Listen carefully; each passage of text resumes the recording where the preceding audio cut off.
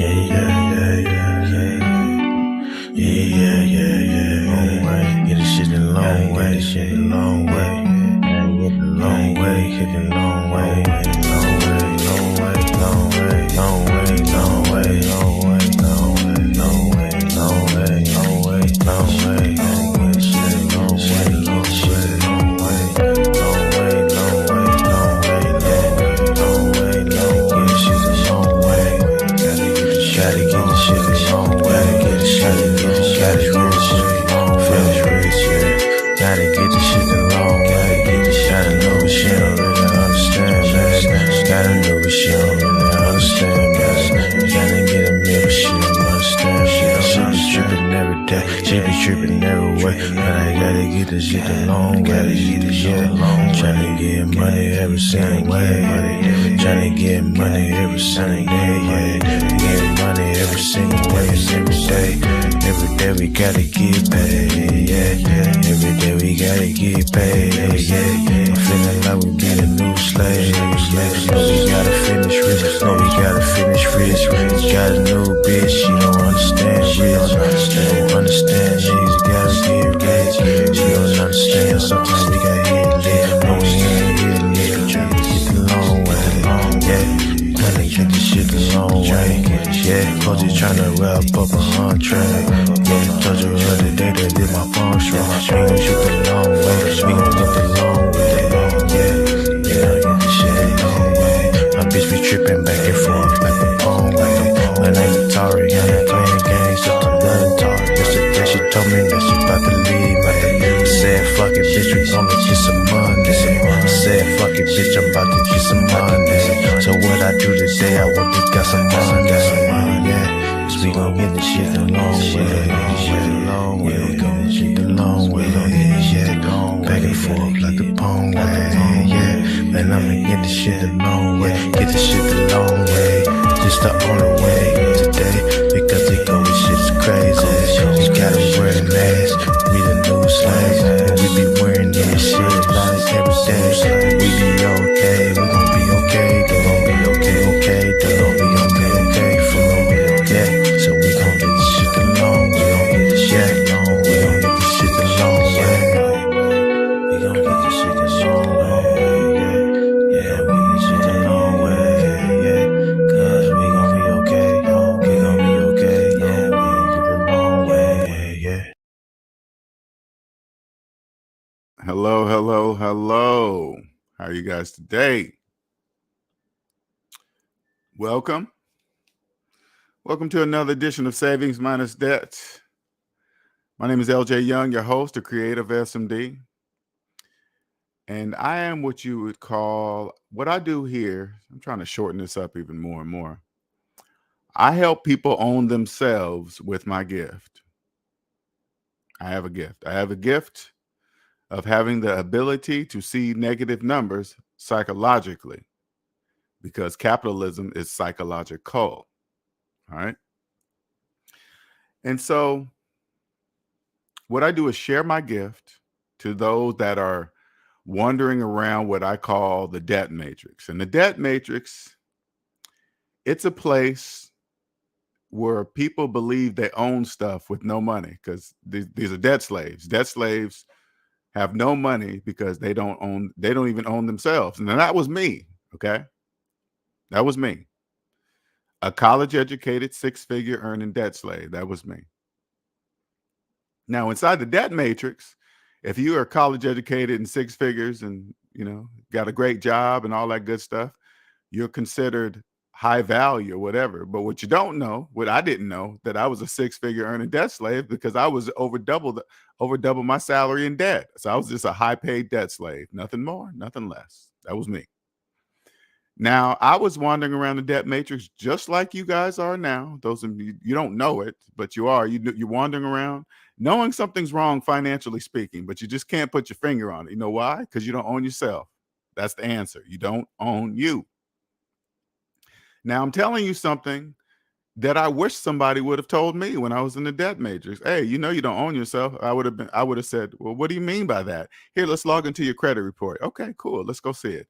You log in and say, Oh, you trying to look at my credit score and say, no, I'm not trying to look at your credit score. Let's go a little deeper. Okay. What's that mean? I don't know. I'll show you. Come on. Let's go. Let's go.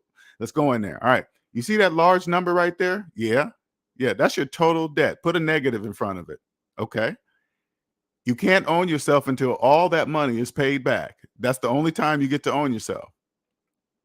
You see this credit report we're in? Yeah. This is really called an owner's ledger. This is how they log all the owners and their property, which is you. They the businesses on this report, they own you. You are their stock. The stock market doesn't exist because you are it. Do you understand? And I would have walked away with like, wait a minute. I can't own myself until I pay back all that money. Yeah, all that money you borrowed, yes, you got to pay it back. Would you want to create a business and people borrow money from you and not pay it back? Yeah. Then why are you trying to do it to them? Because debt slaves do that. Debt slaves.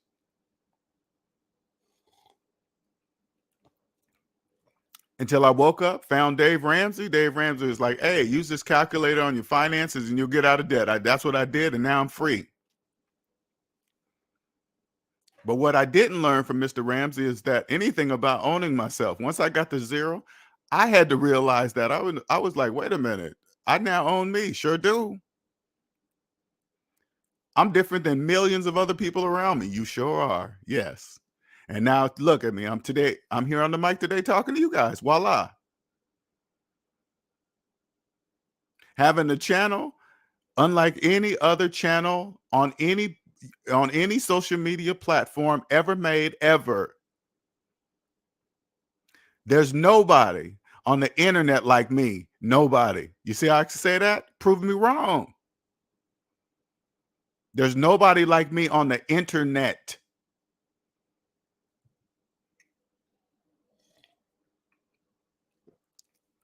And I'm not even bragging. I'm just telling you what it is. See the way and when you hear my voice, you're probably like, oh, who he think he is? And I get it. I totally get it. And I totally understand why you would say that, but it's the truth. All you got to do is go find somebody like me. You won't.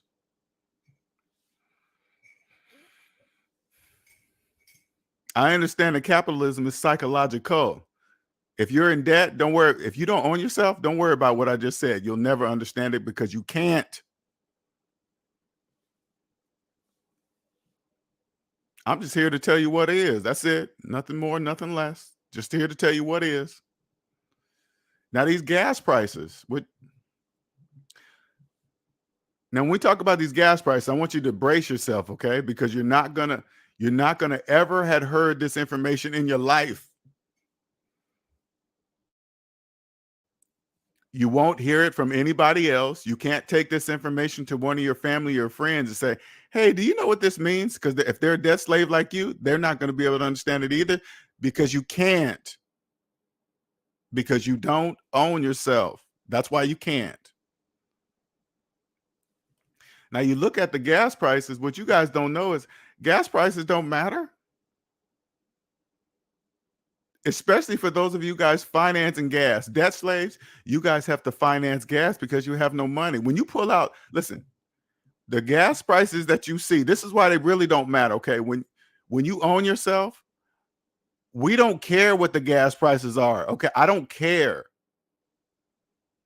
I don't care if they put that shit up to $7 a gallon. I don't care. Gas prices are for you, not people like us.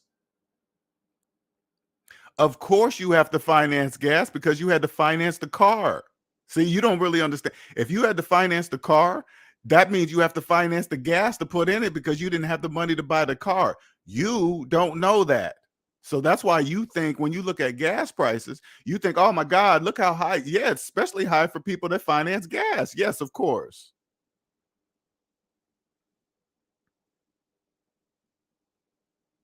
And the people, and you're probably thinking, you know, you got the people with the Teslas and the electric cars, and they're driving around thinking they're saving money. No, you're not. How are you going to save money on electricity if you had to finance the car that's running on electricity? If you had to finance the car, guess what? You're financing electricity.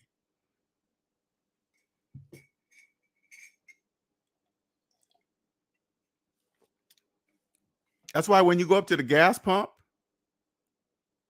like the prices, listen, the prices that you see on the board, no matter what it is, okay, no matter what the price is, the prices that you see, those prices are for people who are paying cash for gas, cash. And the only people that can pay cash for gas are the people that own themselves. Those are the only people that can pay for that gas in cash. Debt slaves, no currency exists for you, none, zero, nothing. Of course, it's if you're pulling up to the gas pump and you know you're making payments on that car to put gas in, of course you are financing gas because you finance the car. Once you come out of that world of not understanding what that means, your world will change. This is why when I even talk to you guys, you can't see me looking at you. You don't know that. What I just explained to you, you pulling up to you're filling your car that you're making car payments on, and you're filling it up with gas. Of course, you're financing the gas because you're financing the car. You couldn't afford either. Now imagine me standing outside of your car, as you're pumping the gas. I'm just standing on the sidewalk and staring at you. Imagine that. Now, forget that. Oh, he looks like a weirdo, and why is he staring? He must be a pervert. Take all that out of your mind and just imagine me looking at you and like you don't even know what you're doing, do you? That the gas price on that board doesn't matter. You're putting in a credit card to pay for your gas. What are you talking about? What are you doing? You don't know that you're doing that. Now I'm saying this all to you mentally. Look, just looking at you. This is going through your brain. You're like, how is he communicating that to me?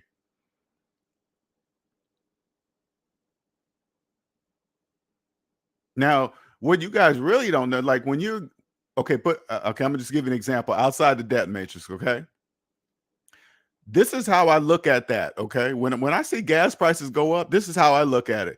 Why are you guys doing that? Why are you guys raising gas prices in March? What's happening? Something big going on? Something's happening. Obviously, something's happening. Because I don't care about gas prices. I don't care why they rise, why they fall, whatever. I mean, listen, this is how when you get outside the debt matrix, you don't really understand. It's like you just drive down the street, you see different gas stations, different prices. You're like, what the? How come their price gas is here? And nobody ever questions it. You guys just go, just find the cheapest gas or whatever. Never once questioning why is everybody's gas different. It's just gas. It's the same gas with a different name.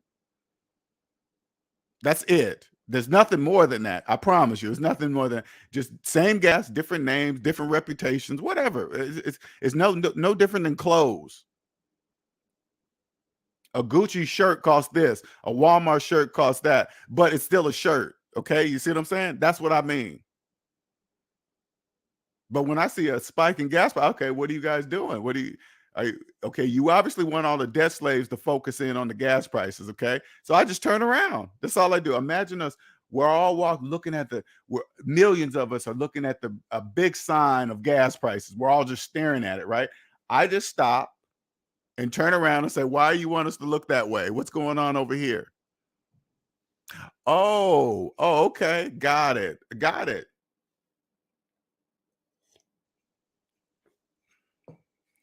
got it.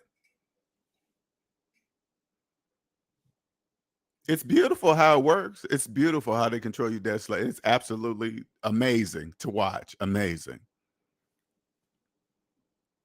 It's like the finest piece of art that you've ever seen in your life. It's like the best song that you ever heard in your life. You're like, oh my God, this is just the best. I can sit this on repeat all day for a week. It's 10 times that. It's 10 times that when you get outside the debt matrix. Now you guys hear me, and you look at you pay attention to the views, how many subscribers you guys have no idea I am coming. Do you understand?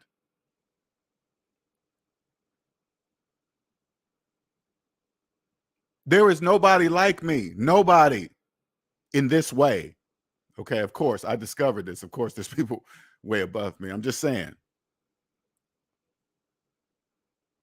Not, I think about where I'm at in this right now. I know the rare percentage of people know what I know. And you got to understand, there's people generations above me, way far, but what do you think the percentage of those people are?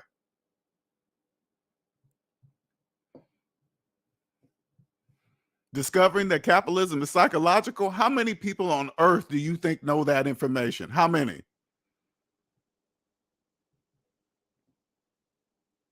You guys don't even see me. You don't even see me coming.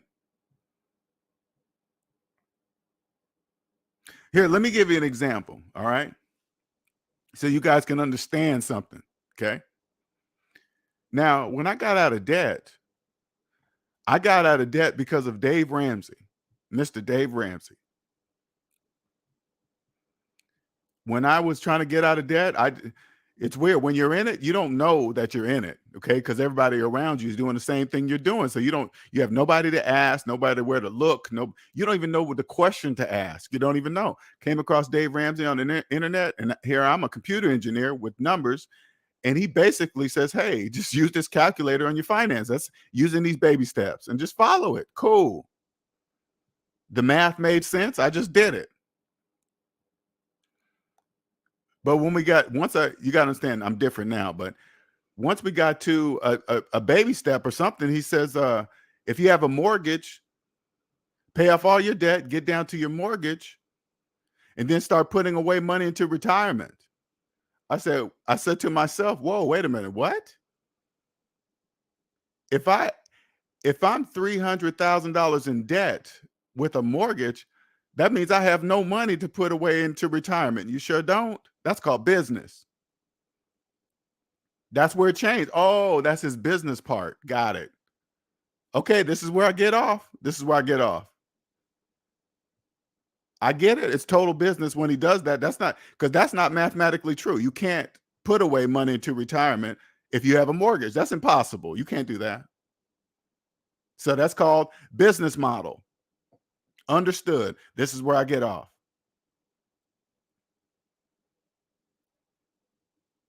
I don't help people get out of debt. I help people own themselves. That's what I do. I help people own themselves. Mr. Ramsey he helps people out of debt. I help you own yourself.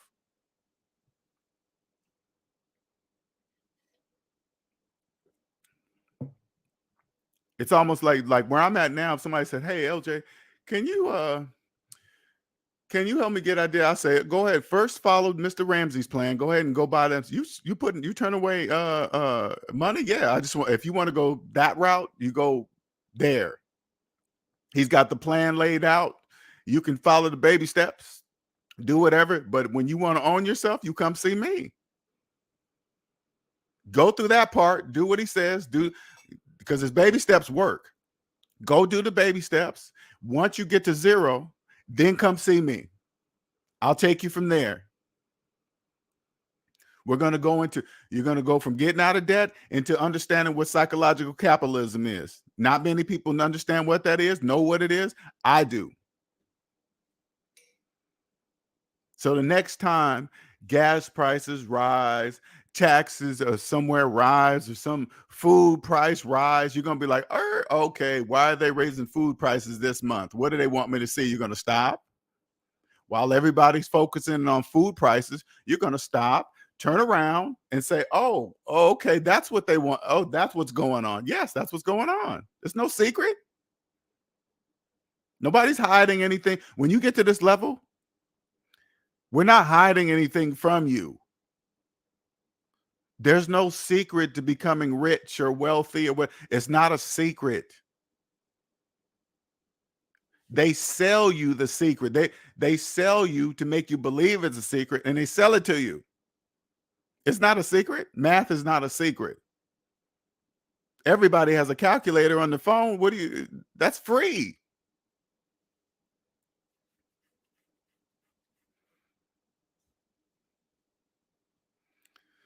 P Fresh says, once I got out of debt and listened to LJ, I learned debt slaves want to do things with them, want you to do things with them to put you into debt with them. They sure do. They want you to be like them.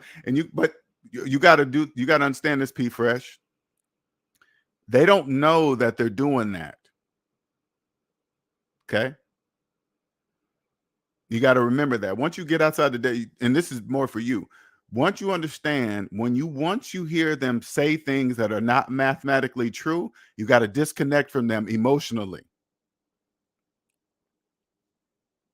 You got to disconnect. You got to disconnect from them because they don't know they're saying things that do not make mathematical sense. Like, for example, you'll hear somebody go finance a car, and then they'll tell everybody around them that they got a great deal, or they talk down uh, the salesman from 10,000 to 5. Who knows? Just all made up stuff.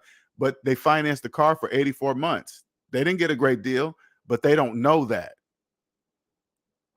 They think they got a great percentage rate on the car. It's like, hey, I got it at 4%. That's what they believe.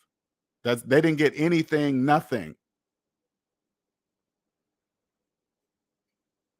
The majority of debt slaves, they don't know buy equals cash. You buy something with cash, but they interpret buy. Hey, look, I bought a home when they financed it for 30 years. They don't know that. They finance a car for 84 months and believe they got the car for the price they saw in the window, minus think about it. Okay, they don't know this. All right, you walk up to a new car and you see the sticker on there, and it has all these numbers and stuff, and say, hey, this does that, and we take off this and that. That shit is all made up. That's business. That's all business, because debt slaves have no money, so those numbers mean nothing. MSRP back and manufacturer, those are all made up names and statements. And when debt slaves, they don't know, they don't own themselves. So whatever they're seeing, it doesn't matter. It just is there to confuse them.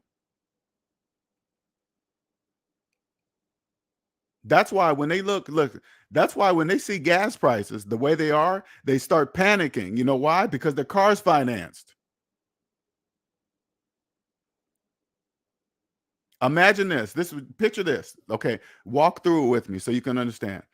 Imagine somebody that financed a $40,000 car for 84 months with bad credit, okay credit, real credit doesn't matter, at a percentage rate. The car is going down in value each time they start it up and drive. It's going down in value. They probably brought over some debt from a previous car into it. And when they roll negative equity into a new car loan, now they have to get not only regular insurance, they got to get gap insurance. Now, and now they got to, on top of all that, their payments are like $600-700 a month. Now, with all that into the equation, I'm telling you, some debt slaves don't know. Add all that into the equation. Now look at gas prices. You better believe they're high. You better believe they are high. Gas prices are high when you're in this situation. Now, the story I just told you, imagine if the car you have right now, you own it. No payments, no gap insurance, no percentage rate, no spread across 84 months. You get to choose what type of insurance that you want on your car.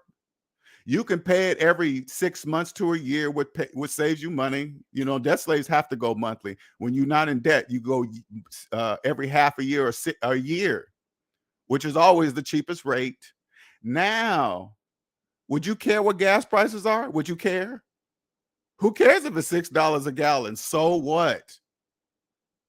Do you understand? That's the difference. That's what debt slaves cannot see. You cannot see that. And you're doing it by choice, okay? You are doing it by choice. If you have to pull out a credit card, listen, if you have to pull out a credit card to pay for $4, $5, $6 a gallon gas, you are a debt slave. You're financing gasoline. So that price you see on the board, you might as well triple that. Because if you're using a credit card to buy the gas, you obviously have no money to buy the gas. And you most definitely, like, say like you got $100 worth of gas on your credit card, or let's go, let's say if you got 50, especially right now, you got $50 worth of gas on your credit card right now. Unless you pay that $50 back at the end of the month, you're paying more than $50. But if you use the credit card, you obviously didn't have the money. And you probably didn't have the money. Why? Because you probably got car payments, which means you also have to have full covered insurance, what the bank requires. Oh my God, it's just on and on. And then you turn around and look at gas prices. You're like, God damn, that's how it sure is. Same thing for people with electric cars. Hey, you guys are in the same boat. You know, these are, what's so crazy is this, right? A person with a finance electric car will probably think they're doing something. It's just bananas. It's just bananas to watch.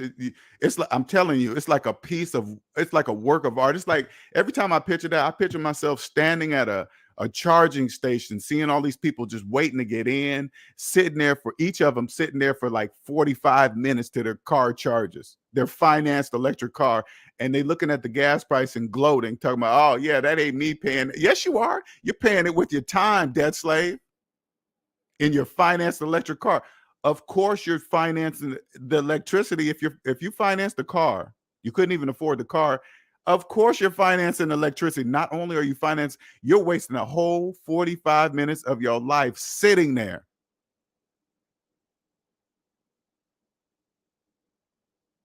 Would you sit at a gas pump that long? Would you sit at a gas pump for 45 minutes? Hell no, you wouldn't. But you'll do it for electric car. You know why? Because you're a debt slave. That's why. Debt slaves do that. Debt slaves sit at finance electricity in their finance car and think they're saving money on gas. I'm telling you, it's a piece of art. It's absolutely beautiful how it all works. Absolutely, hands down. It's just amazing. I mean, it's like you could see when they're just testing stuff. Remember earlier, was it this year or last year, when they start running out of gas, people doing lines. I'm like, I sit back and okay, why are you guys doing that this month? Why are you doing that? What's the purpose of that? Of course, I I I just step back and think, well, of course everybody's going to get gas again because everything was shut down. No trucks would be able to deliver. So gas is coming. That's not a big deal. But why are they pretending that gas is running out? Why right now? They When they want people to focus on something hard, gas prices, they really want you to focus on. All you got to do is just turn around. Like, why are you trying to make me look at that? What are you doing? Oh, okay, you're doing that. All right, cool. I don't care. Listen, I don't care what they're doing, why they're doing it. I don't care. I just like to watch. I just like to watch it be done.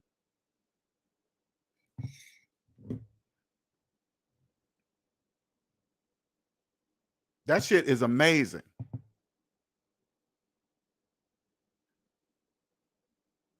One second here. Oh, shout out to, is it Flint? Shout out to Flint for the Cash App donations. Thank you very much. I keep forgetting to put that up there.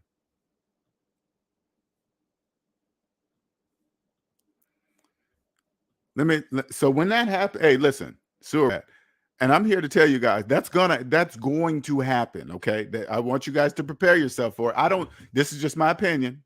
Okay. I don't care why it's going to happen, but it's going to happen. Okay. All I'm saying is this, like food, that'll be a major focus. If food prices rise to a ridiculous price, that would be a major focus. Of course, you need to eat to live, right? That's very important, right? So that's a hard focus. All I'm going to do is stop and I'm going to turn around. Okay. What are you guys doing over here? Because food prices are going to come back down because everybody got to eat. Of course they are. Of course. Listen, everything must come back because none of this works without us. People. Machines don't consume. You think a machine's gonna, hey man, robots are coming, they're gonna take over. Do you think robots are gonna be financing cars? You think robots are gonna be lining up to get the greatest new iPhone? No, you guys do, debt slaves. You. None of this works without you.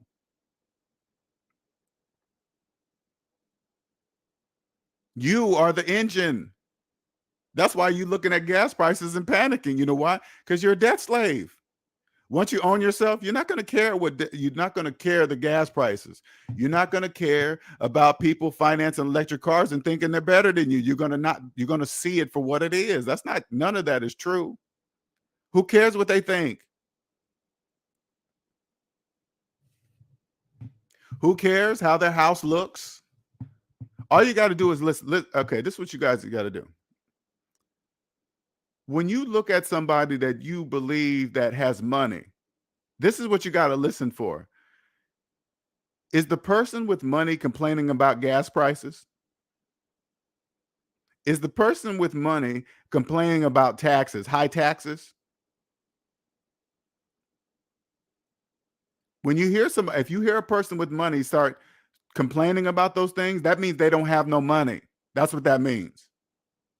If you hear a person complaining about taxes, they're a debt slave because they don't understand how taxes work. Once you own yourself, you will 100% understand how taxes truly work. You'll clearly see it, clearly. You will clearly understand that IRS agents, they are the referees of the economy.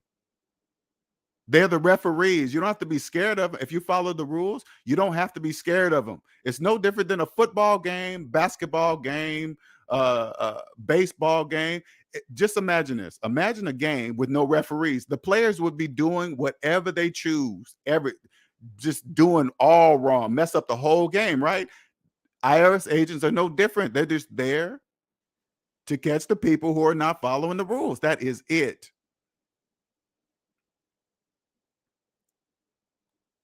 IRS agents are a must. Do you understand? No different than the police. We have to have police. Can you imagine a world with no police? Man, same thing.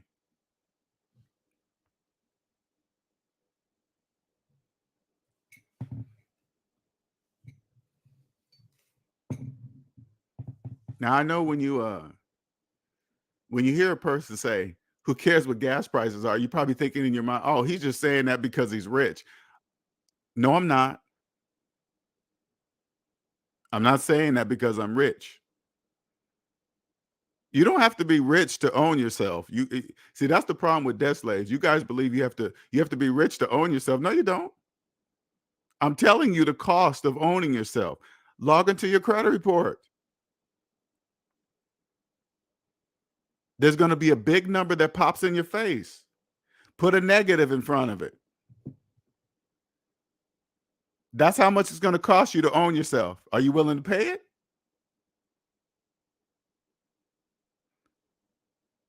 Is there an actual price?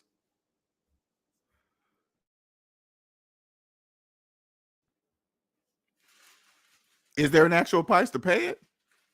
What does that amount to own yourself? To me, it's no price, but you have to know it first. First, you have to know you don't own yourself. In order to look at gas prices for what they really are, you have to own yourself first. Once you own yourself, you're not going to care how much they are. You're not going to care. The reason why gas prices are high to you, because of that finance phone in your hand. You see that phone you got? Yeah. That you're making payments on? That's why gas prices are high, because you financed your phone. All right.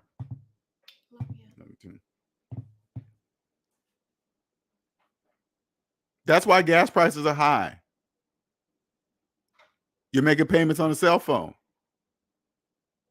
When you pull up to the pump, in your car you're making payments on, knowing that you have student loan debt, and you pull out a credit card to pay for the gas, And then you look at the gas prices, that's why they're high. It's not the gas itself, it's you. Gas prices are different for everybody that pulls up to the pump. If I pull up to the pump in a car I own, paying for the gas with a debit card, my gas price is the price that I saw on the digital screen in front of me. That's my price. For you, you pull up to a pump making car payments for 84 months at an interest rate with student loan debt, paying for the gas with a credit card. Your gas price will be whatever you see on the digital screen, financed at whatever interest rate, and whenever you fully pay it back, whenever you fully pay back that amount of money for that gas, whenever you do that, who knows, whatever. If you're using a credit card, it's going to be a long time before you pay back that gallon of gas. You see the price difference? That's the difference.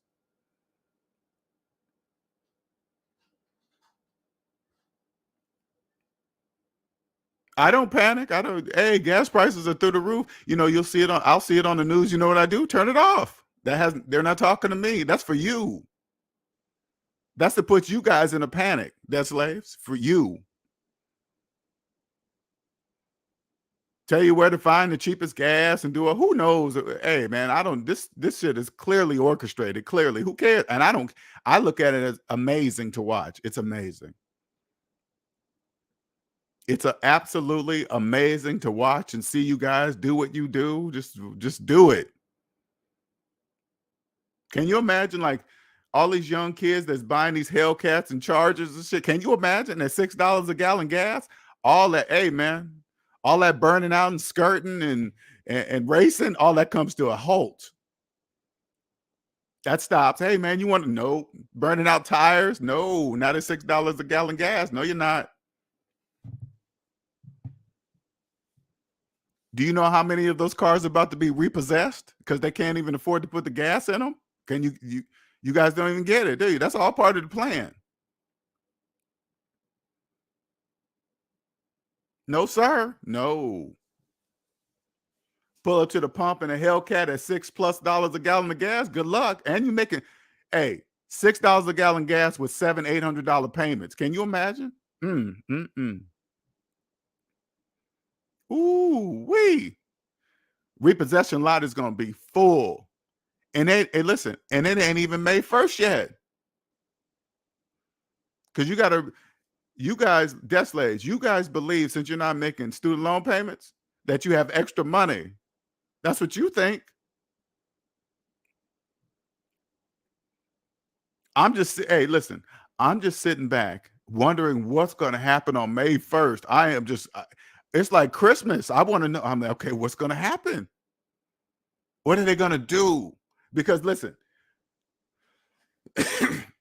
if when May 1st comes, put it this way, you guys have stacked up so much shit during this student loan break. You guys have stacked up so many more payments. I mean, it's through the roof. You guys don't know this, debt slaves. You guys, because you guys believe with no student loan payments, you have extra money, so you finance more instead of paying off, right? You don't know you're supposed to do the opposite. But when May 1st comes and those student loan payments are due, you guys are not going to be able to afford all the stuff you guys finance. I'm thinking, what's going to happen? That's too many of you guys to default on all that stuff. That would hurt the economy. Something has to be coming to save you, or to look like it's going to save you. I don't know what they're going to do, but it's got to look like it, because once those, hey man, student loan payments are due, you won't be able to afford that new car you got, all those vacations you thought, the money that you thought you had saved in the bank, and all this other stuff, all that comes to an end. What are you guys going to do? I'm just waiting to see what's going to happen. I'm like, whoa, what's going to happen? They're not going to be able to afford nothing. Gas price. Okay.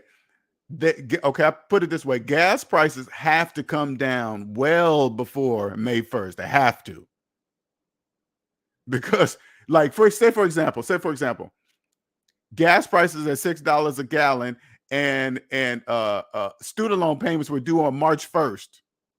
You know what kind of panic that would create? Those two combinations, that could not happen. Okay, that would be yeah, yeah, no, that can't happen. Okay. So gas prices have to come down well before summer and May 1st. That has to happen because you guys would not be able to afford a high gas prices, car payments. Yeah, you couldn't do that. Car payments and student loan debt payments. No, no. The only thing I can think of is that they're going to be pushing you guys into student loan forgiveness programs, and you guys don't know those are slave camps, and you don't realize once you sign up for a program like that, you're pretty much saying that I don't plan on ever paying off my student loan debt, and I'm going to be paying on it for the rest of my life until I'm dead. And that is the true definition of a debt slave, truly. But you guys don't know that you're saying that when you sign up for a program like that. Oh, I don't hardly pay nothing. It's a minimum payment of 100. It goes by my income and this and that. Whatever you guys, all the shit just made up, right? But to sign up for it, that says I'm never planning on paying this off ever because I'm paying so.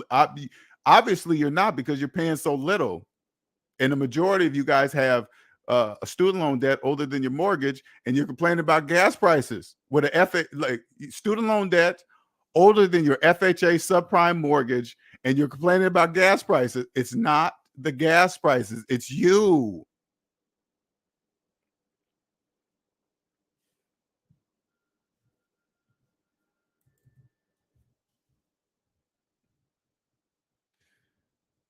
MSM says, I'm considering buying a house this year. Would you recommend I purchase a house this year or should I wait? First, I need to know your definition of buy. Are you talking about, because buy means cash? Okay.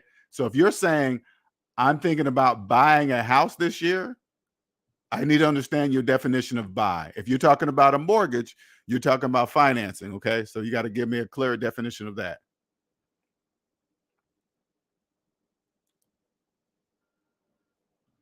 Yep. Their anxiety is, yeah, it's going through the roof. Sure is. It's all on the news. Would they be just pumping you guys up? Oh, LJ said May 1st is not here yet. Yep. It's not even here yet. Not even here. You guys really don't. I'm looking forward to knowing what's going to happen on, but it's whatever's, put it this way. In my opinion, whatever that's going to happen, it has to happen before May 1st. It has to. Because that's 45 million people that have to start making payments again. See, shit, it's like a lot of shit. It just doesn't make any sense. Like there's a whole bunch of available jobs, gas prices. Now, I'm not from a debt perspective. I'm talking about from outside the debt nature. I look at, okay, why are there so many available jobs? That doesn't make any sense to me. It's like, wait a minute, I don't get that part. That part doesn't make sense, right? And then I don't know. Then the gas prices go up. And then I don't know. It's just I'm thinking, okay, I don't know what they're doing right there because I always pay attention to the things that don't make sense. All I know is May 1st is coming. So whatever's going to happen, it's going to happen between now and May 1st. It's got to happen. I don't know if it's going to be UBI. I don't know. I don't know. But again, I got my chair in the arena. I'm watching. I'm kicking back watching. I'm just like, wow, okay, what? Let's see it. What's happening? What's going to happen while the majority of people are occupied with other people's lives and stuff like that? I'm like, okay, because you got to remember why gossip stuff is so popular, because it's an escape. It's an escape for people from their own lives, believing that what they're watching on the screen is somehow different than their own lives. Of course, in variations, but it really doesn't matter. If you don't, like, let me put it this way. When you own yourself, you understand time is the most valuable thing on earth, not money. Money's second, time is first. You're not going to waste the time of your life talking about other people. You're just not going to do that because that's a 100% time waster when you can be investing that time in yourself. A person that owns themselves, like myself, would never in a million years do that, ever. No way. That's a total waste of time, because the majority of people that do that are people that don't own themselves, people with student loan debt, making car payments, and all this other stuff. I know you guys, when you guys listen to me, you think it's not a big deal to make a car payment. I promise you it is.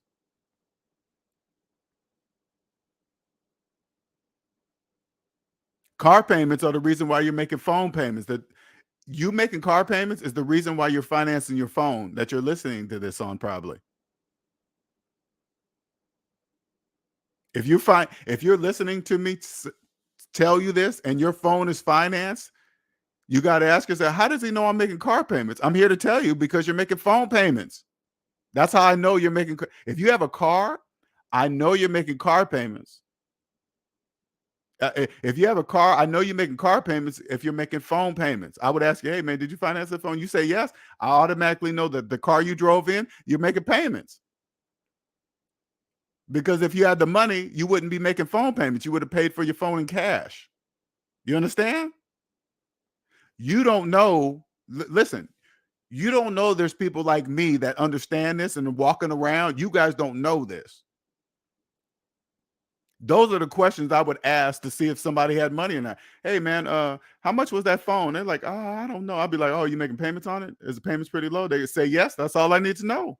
That's it. You're financing a cell phone. That's all. But you don't know, with me asking you those questions, you don't know that I'm asking why I'm asking that question, because you believe that it's normal to finance cell phones.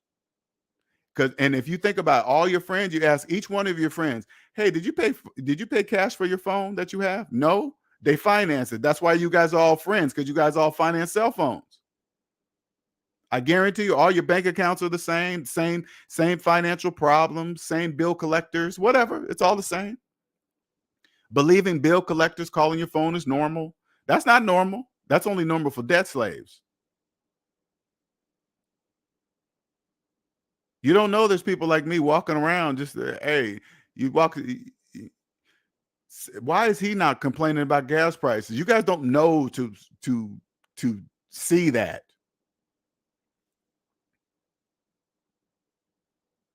It's like a it's like one of those movies, like a ray of light. Like, remember, like old alien movies? This is because you guys never seen an alien or a spaceship in real life. But so I'm gonna use this because those are analogies. A spaceship comes in and it shoots down a ray of light, and they're like, hey, don't look at the light. And then they look at it, then they're in a trance. Imagine the alien is shooting down a beam through all the gas price, the gas price light boards that, how you drive down the street and you can see the lights, the gas prices. Imagine that's the beam. You guys are now focused on the gas prices. You're not looking at anything else. You're just like, oh my God, this gas is just crazy. They're putting it all over the news. They're doing, hey, you guys are focused. That's the beam of light. You understand? That's the beam of light. And the reason why you're so focused is because you don't own yourself. You're making car payments. That's why you think gas prices are high. Of course, gas prices are high for you because you couldn't afford to buy the car that uses the gas.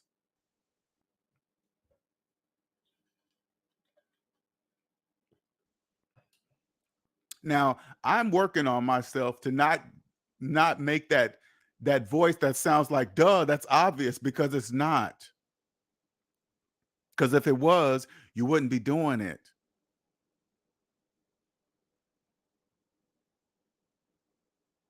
You don't know gas prices are high because your whole financial life makes no mathematical sense. Of course you believe gas prices are high.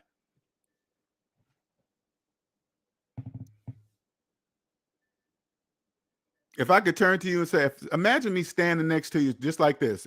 And remember, there's people like me around that you don't know exist. And you've never heard of the questions that we ask. You just answer them. You don't know why you're asking them, why you're answering it. I would turn to you and say, hey man, you know how much gas price is today? You probably turn to me and say, yeah, man, that shit's up to like $6.55 and blah, blah, whatever, right? And then I turn to you and say, do you know how much debt you're in? And you turn to me and say, no. You know the gas prices are right now, yeah. But you don't know how much debt you're in? No. Do you care? You know what I would say to you? Okay. And I would walk away. I would immediately detach my emotions from you and walk away. You obviously don't know because you're saying things that make no mathematical sense, but you don't know that. Of course, gas prices are high for you. You're financing it. Can you imagine how much finance gas costs? That's a lot of money. Can you imagine how happy the credit card company? That's what I always think back like this. I always stand outside and look and say, the credit card companies are, oh my God, I can imagine how much money's coming in right now. You see the gas prices, like it might have something to do with credit cards. Okay, high gas prices, okay? Because think about it. In order for debt slaves to even get $6 a gallon gas, they have to use a credit card. They have to. So that means a shitload of money is coming into the credit cards right now. If we could count how much money's coming in right now, it would make your fucking head spin. It got to be trillions. Got to be trillions of dollars. Has to be. Because there's no other way for you guys to buy gas. What do the credit cards have to do with that money? That part I don't know. That I'm sure that's generations above my pay grade. I have no idea. But it's that much money can't be just for them, because everybody has to work in they have to work in chorus. Everybody has to work together. That's clear. Everybody has to work together.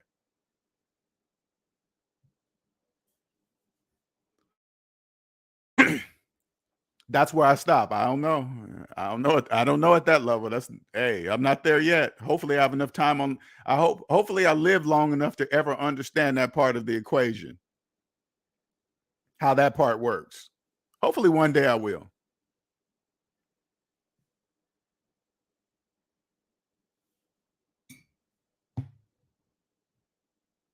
We say P for airlines are going to charging more. Oh yeah, they're already doing that. You can do a buy now pay later program on airlines now. They have to do that. You think that bad? The price to be a nursing in a nursing home is ridiculous. 5K to 25K. Yeah. Take a step back again, right there, sewer rats. Take a step back. Try not to focus on, and I'm not saying you are, but you got to take a step back and say, okay, remember, debt slaves have nothing. They own nothing. They have no money. Okay. Nursing homes are charging 5K to 25K a month. Now, since they have nothing, they won't be able to afford that. Okay. They will not be able to afford nursing home care because they're going to need it because they have no money to afford anything. So the Medicare, Medicaid, whatever is going to pay for that, has to pay for that. The people with the nursing home that do cost that much, that those of us that have money will be able to afford nursing home care like that easily. Not a problem at all. But the debt slaves that will need Medicare to pay for it, which is the nursing home business is going to, I'm sure it's booming right now. I'm sure that's not new. Okay. That's not new money. I'm noticing, put it this way, in my area, in Myrtle Beach, South Carolina, I am seeing a lot of old folk home type apartment type of places being built. No different than regular apartments. You can clearly see that they look like apartments, but it don't be as many apartments, and they usually are just it's slightly designed just a little bit different to kind of tell you that it's a different than regular apartments, right? You can automatically tell. That's where they're going to be packing on all the retired debt slaves that have no money. Because you got to also remember this. Debt slaves, no currency exists for debt slaves at all. So they don't know that they cannot invest into a retirement plan while being in debt, while having a mortgage. You can't, If you have a mortgage and and they're trying and they're making monthly donations or whatever to their retirement plan, they can't do that. So they don't know that that doesn't even exist. So when they go through their life believing that they have a retirement plan, they're saving money, they're going to end up in those retirement homes that they're building today. They're stacking them up too. I see a lot of them being built because they're going to have a shitload of it must be that year, it must be somewhere around it's coming close, that is going to be a bunch of retired debt slaves with no money, didn't save all their lives, nothing. They're going to realize their retirement plan after taxes is not as much as they thought. I mean, what should tell a debt slave about, put it this way, this is what debt slaves don't know. Okay, this is kind of a this is just my opinion. This is kind of an alert to tell a debt slave, and it's beautiful the way it's done. Okay, it's beautiful the way it's done, to tell you that the money is not yours.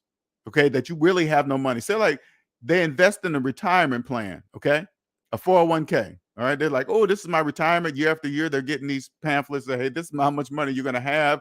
Blah blah blah blah. And then there's a hiccup in the economy, and then all of a sudden, all the 401ks go down, start losing money. Let me tell you something. If it's your money, you're not going to be losing anything if it's yours. So say like you had $100,000 in a 401k plan, right? Then the economy does a hiccup, and then oh my God, I'm losing my 401k. Say like you had $100,000 in cash in your savings account, and then the economy did a hiccup. Do you think that 100,000 in your savings account changes? No, it doesn't. It stays the same. It sits there. That's the difference between real money and imaginary. Debt slaves, you have no money. That's why it moves. That's why it deducts. What do you mean? Why does it change? I don't know, because you guys don't know it's not yours. That's why. You haven't paid tax. Listen, if you haven't paid taxes on the money, it's not your money. It's not your money until you pay taxes on it. That's why it's moving. That's why when the economy does a hiccup and oh my God, 401ks are going down, we're losing money, because it was never yours. That's why it's moving. The rules are clear. This is not your money until you pay taxes on it. So just whatever.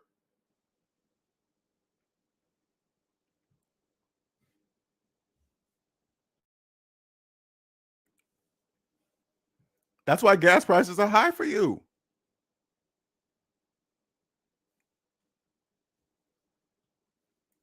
Now, if anybody got some questions, you guys can come up and ask me anytime you want. If you want to own yourself, this is what I do. I don't want you guys to confuse me with a person that is here to help you become debt free. I'm here to own yourself. I'm here to help you own yourself. I'm here to help you stop. You will no longer panic if gas prices go up. Who cares? I don't care. I have to turn my TV off. I have to turn the fucking news off. I have to tell my friends to shut up about gas. Stop telling me about gas prices. That's not my problem. Well, I have no friends that do that, but I don't want the news or anybody telling. I don't care what the gas prices are. Don't care. I don't even look when I go pull up to the pump. I don't even look at it. I don't care. I just wait for the click on the pump. That's all I care about. Gas prices apply to debt slaves. Do you understand? To you guys, to you. If you tired, like here's a sign. Okay, I'm just here to tell you. If you look at gas prices and it gives you anxiety, anxiety means you're a debt slave. That's a sign. If price, listen, because this is all it really is. If looking at numbers on a digital screen changes the biology inside of your body, you know why that is? You're a debt slave. That's why. That's a sign that something's wrong. When you can look at digital numbers on a screen and it affects you physically. You see how it works? When I look at them, I don't care. Who cares? So what? All I know in my mind, it has to stop and it has to come back down. That's the only thing I think in my brain. When I see high gas prices, whatever, and remember, when you say high gas prices, you got to remember, high for who? Like when people go around and say, "Oh my God, those gas prices are high." Only debt slaves talk like that. You hear somebody complaining about gas prices, that means because they're in debt. That's why they're, because when you're not in debt, you don't complain. I wouldn't complain about gas prices. So what?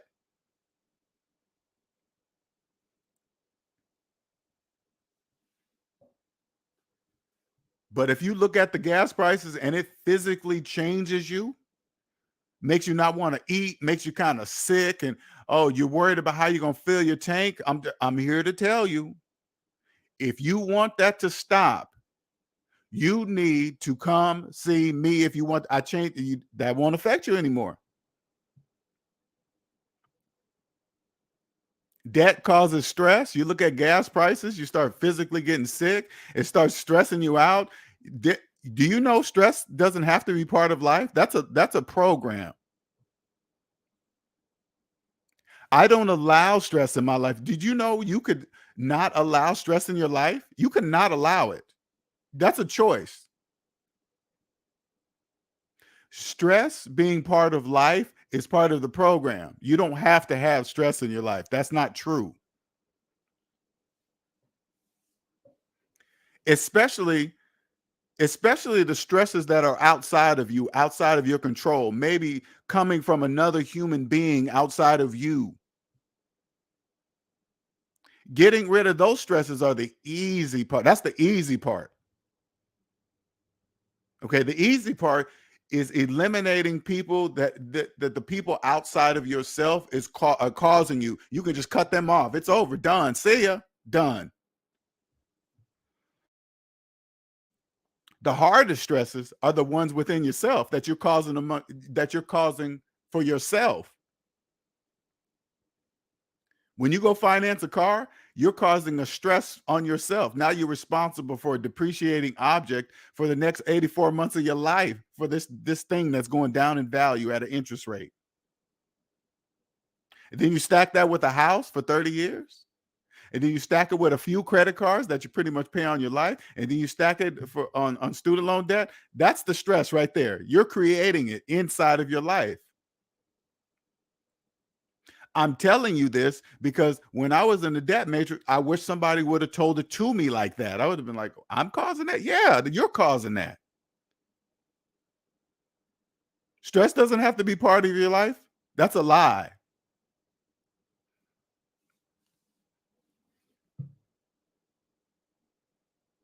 If you're looking at gas prices and it's causing you stress, that's a problem.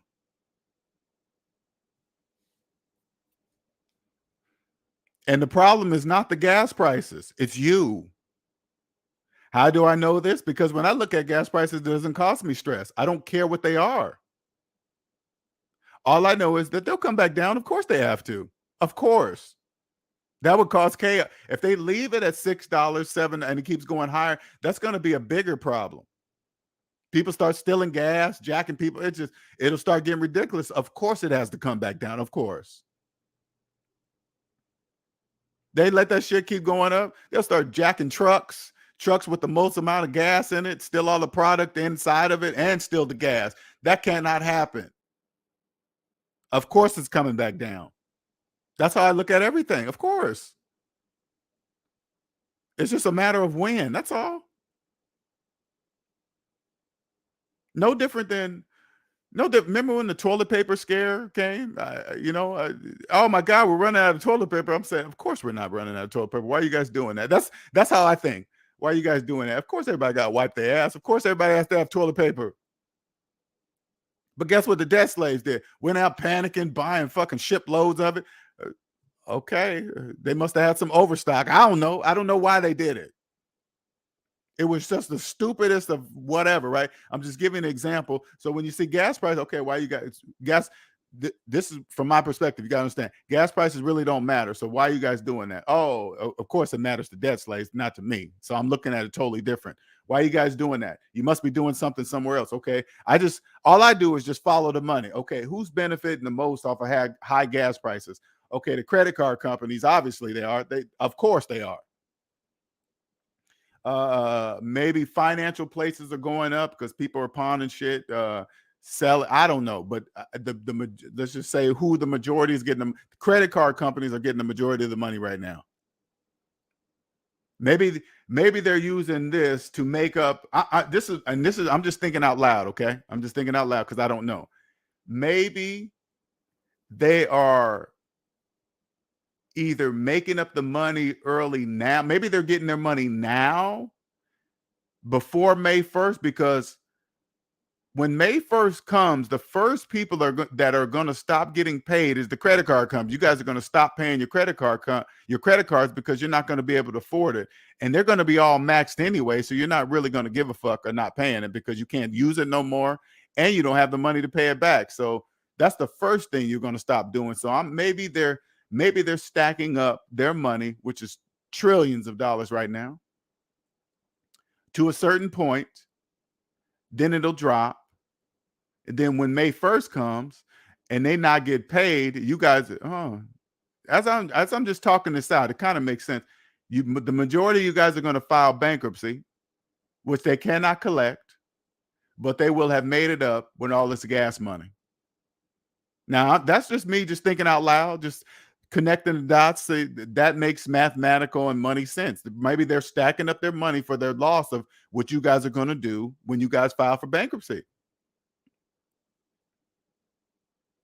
And then they'll say, oh my God, then they'll calculate, check this out. Then they'll calculate, because I'm sure a bankruptcy is a write-off to them. So they get all this money. You guys file bankruptcy. They calculate all that money that they had to write off because of bankruptcy and apply that to their taxes.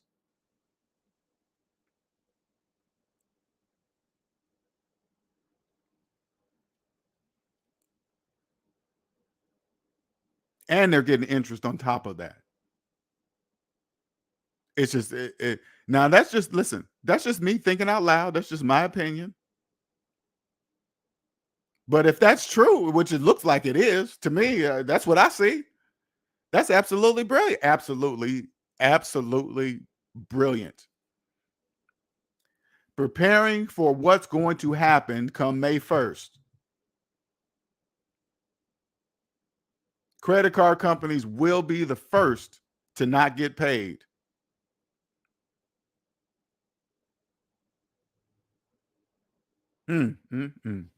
Wow.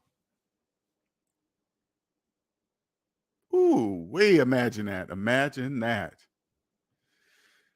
Is it better to make one max retirement payment before year end or make weekly payments throughout the year until it's maxed out? Well, first back up, are you debt free? Okay, that's the first question. Are you in debt? Before we start talking about retirement payments, I need to first know if you're in debt. If you're making car payments, do you have a mortgage? Do you got credit card payments? I need to know that first. Logan J. They started stealing gas already. I'm sure. I knew that was coming. In Atlanta, dudes are drilling holes at the bottom of the tanker. Oh my God. That is fuck. Oh my God. Okay, let's start making the connections there. All right. Start drilling holes in people's gas tanks to take out the gas. Now their car is fucked. And they're making payments on that car. They can't, since they're making payments, they really can't afford to fix it because they didn't have the money to buy it.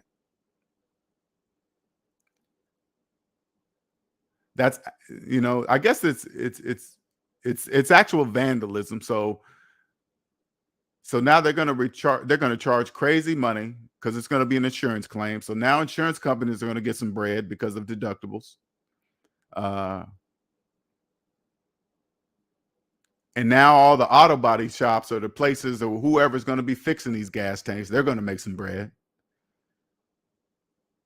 Because remember, the higher the gas price is, more vandalism and more theft. Okay, that's what it is, right? It just goes hand. That's why it has to stop. That's why it has to. That's part of the reason why it has to come back down, because you got to remember, the higher prices, the crime rises. That can't happen. That has to be controlled, because it would disturb. It would start disturbing regular everyday walking in the park life. You know what I'm saying? People getting robbed more because they need the money to get some gas to get to work. Who knows? That kind of all goes hand in hand. So you got to be careful. Oh yeah. I mean, with a hole in it, it doesn't matter, because you fill it up, it's going to be dripping right back out. So it's totally ruined. You can't even drive the car no more. Can you imagine getting that done? Now you have to now you have to get the car towed to the shop to get fixed. You know how much money like tow truck drivers are going to be making now? That's going to be some bread right there. That's a lot of money, because you can't drive the car no more. The gas is gone, and you got to get it fixed. And then when you get it fixed, you're out of car. You got to get a rental car. Hope you had enough money to cover that. Why? Because you still got to get around. And then when you get your car fixed, you got to hope that nobody drills another hole in your tank. Because just because you get your tank replaced doesn't stop another person from coming up and drilling a hole in your tank.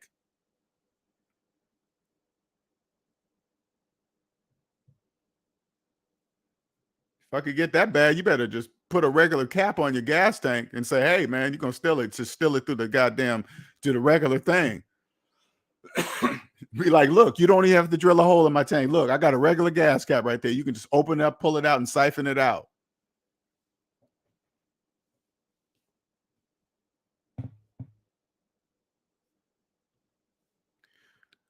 Back up. You can only start a retirement plan from being debt free. When you're in debt, you cannot save for retirement. That's impossible. You can't do that. So take that, when you're in debt, take retirement out of your mind, because if you're in debt, that means you don't own yourself. If you don't own yourself, you can't invest in anything else. If you don't own yourself, that obviously means you can't own anything out. You cannot invest in anything outside of yourself, because you obviously haven't invested in yourself.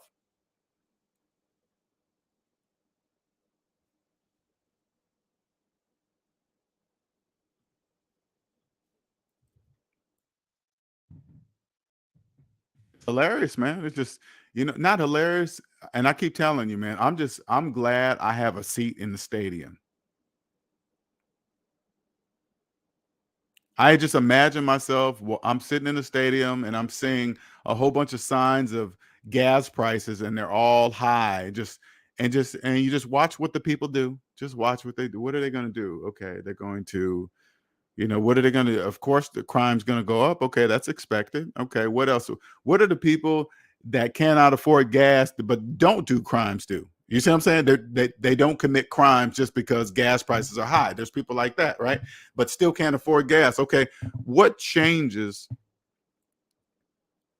are they making to survive? That's what. Okay, what's happening there?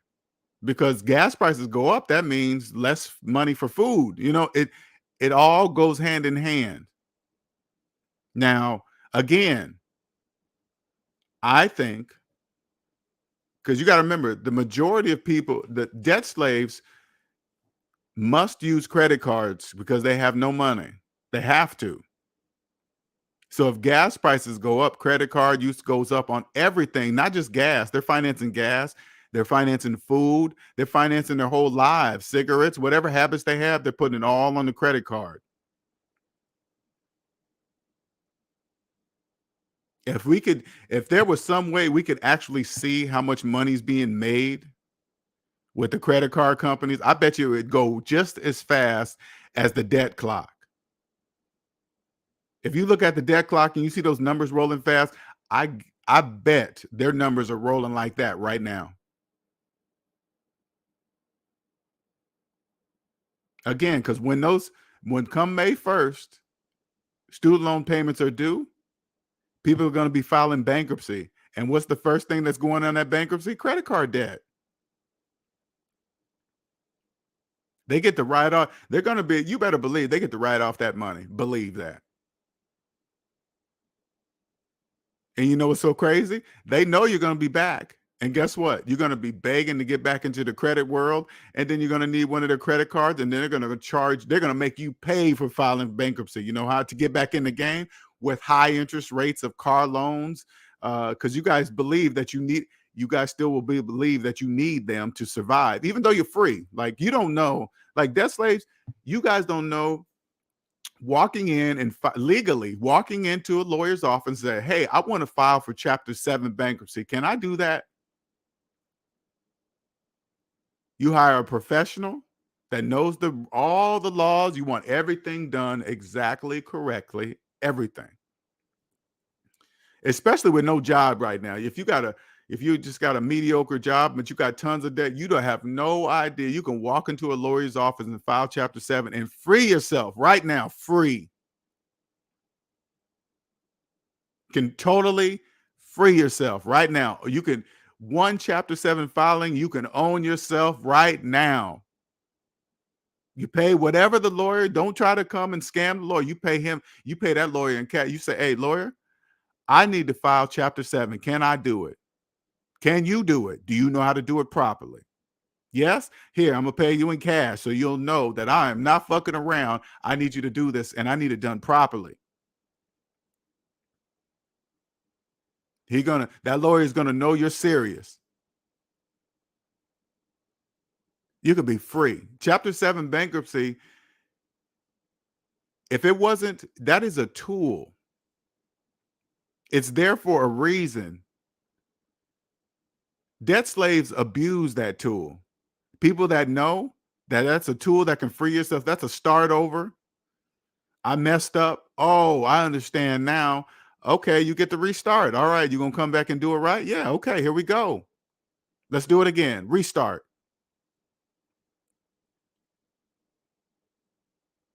That stuff about, oh man, if you file a bankruptcy, it stays on your credit report for 10 years. That's only if you care about credit. You won't need it once you own yourself, because you own yourself. Who cares if it stays on there for 10 years, 20 years? Who cares? Doesn't matter how long as long as you don't have to use that tool again.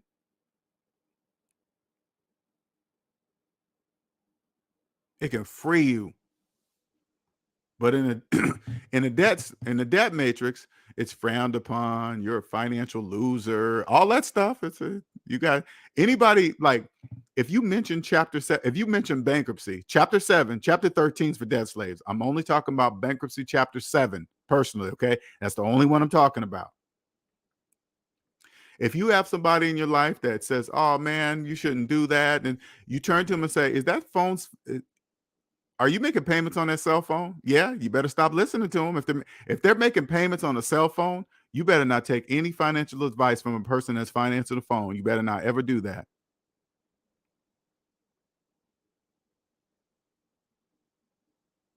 People with finance cell phones don't know the statement that makes. They don't know that because they don't know people like me exist. I don't need to know any. Let me tell you something. I don't need to know anything else about a person's finances once I find out they're financing a cell phone. That's all I need to know. That's it. I don't need to know anything else.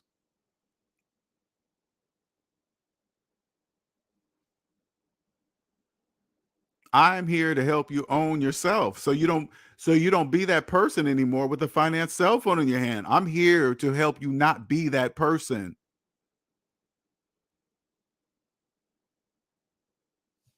I'm here to help you not be that person to stand in line.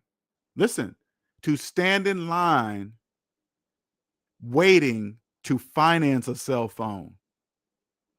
That's why they put you on the news.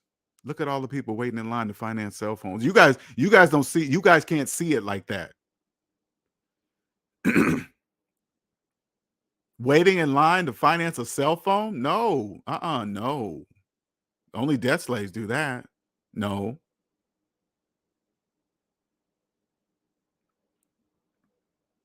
That's all I needed to know. That's all. That's it. Now I know you're making car payments. You probably got student loan debt. It just connects. Those connections. Okay, I'm gonna walk you through it. Finance cell phone means you're making car payments. Those are links in your chain. This chain is psychological. Okay.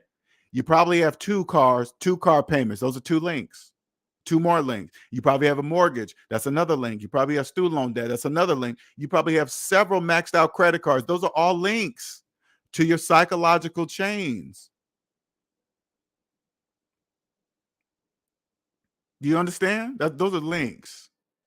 You guys don't know those are links. Those because they're psychological. Like put it this way: if those psychological chains imagine them turning real. Imagine these were real chains around your just, I mean, you got so many, they're just wrapped around your body. They're not just around your wrists and ankles. They're just wrapped around your whole body. Now imagine going through life with chains like that your whole life. What would you do? And they said, hey, the only way you can get these chains off, you have to pay back all your debt. You know how fast you would do that? You know how fast you would do that? You know how easily you would be able to see me and people like me? Like, say like it was, you had people in debt had physical chains around them.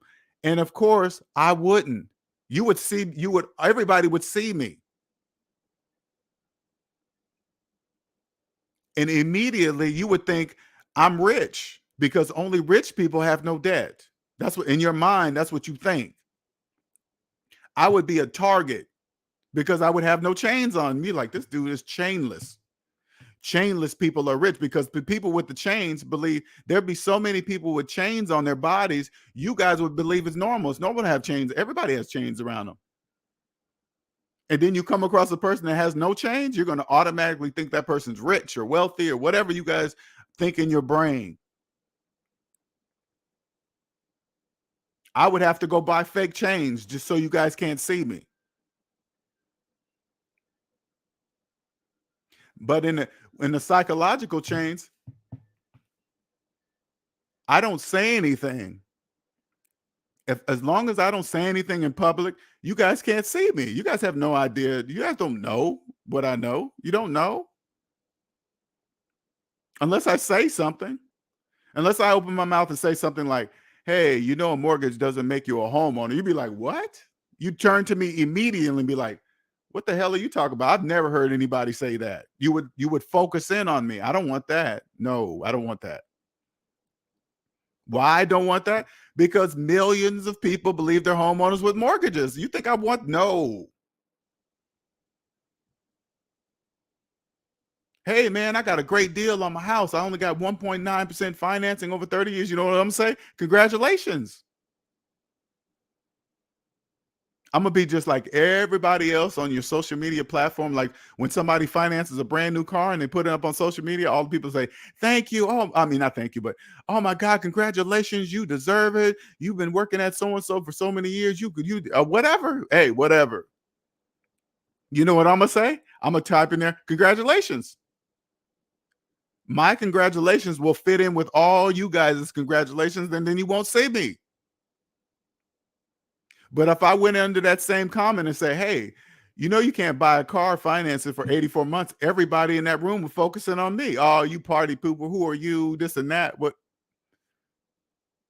You guys would see me. That's like taking the chain. That's the equivalent of taking the chains off if everybody wore physical chains. You see what I'm saying? That's the equivalent. I'm not going to do that.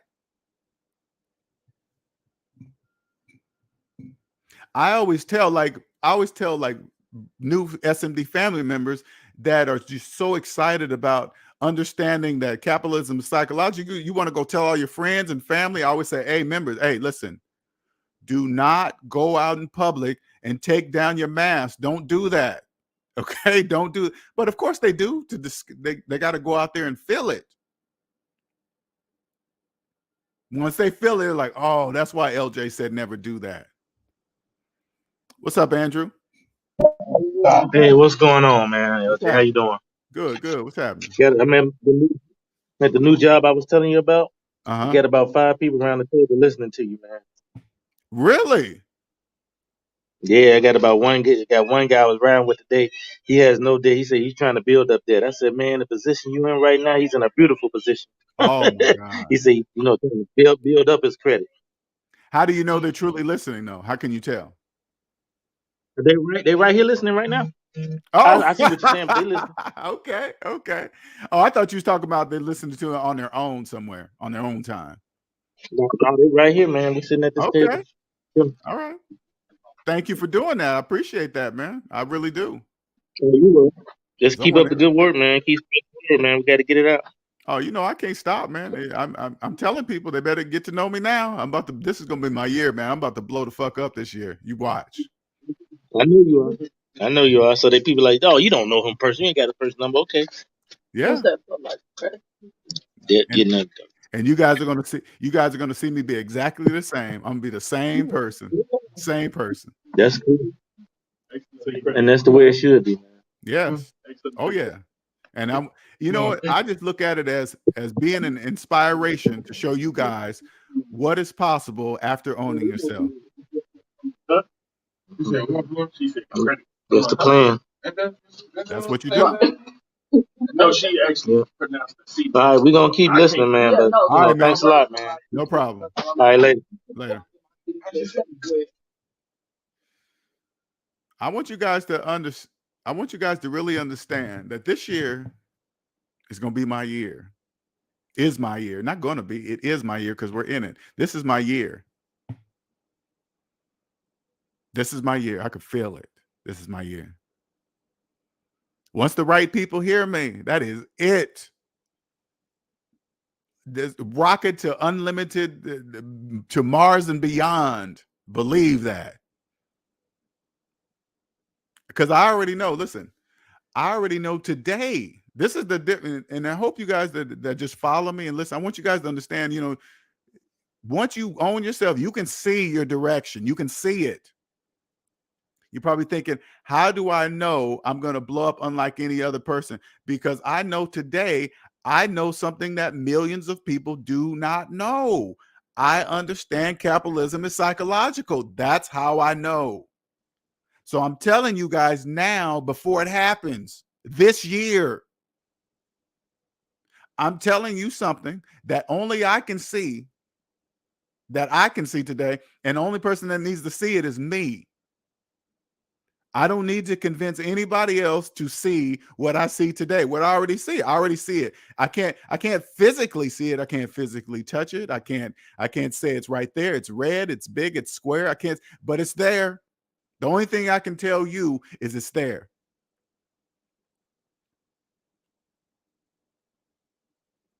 Because I know today that capitalism is psychological. That is the truth. Clearly the truth. Clearly the truth.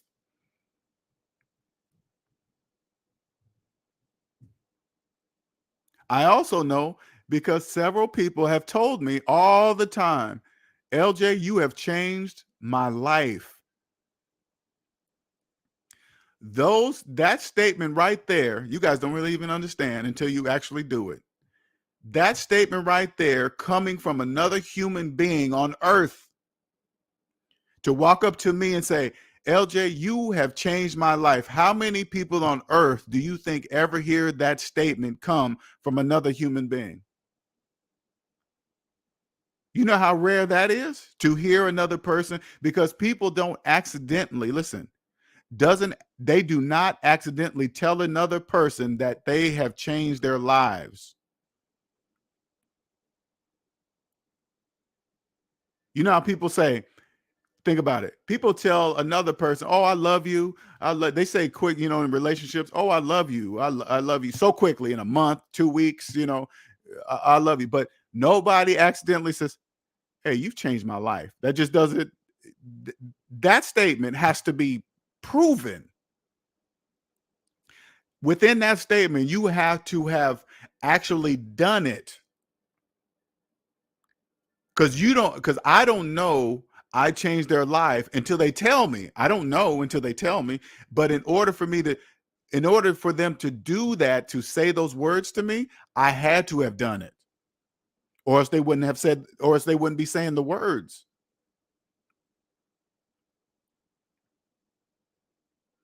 You know, even my friends. I mean, the friends. I mean, I've enjoyed their friendship, but has any of them really changed my life? No, we just enjoyed each other's lives to get kicking it and doing all this stuff. But I can't say, hey, yeah, my so and so friend, man, he really changed my life. That does no.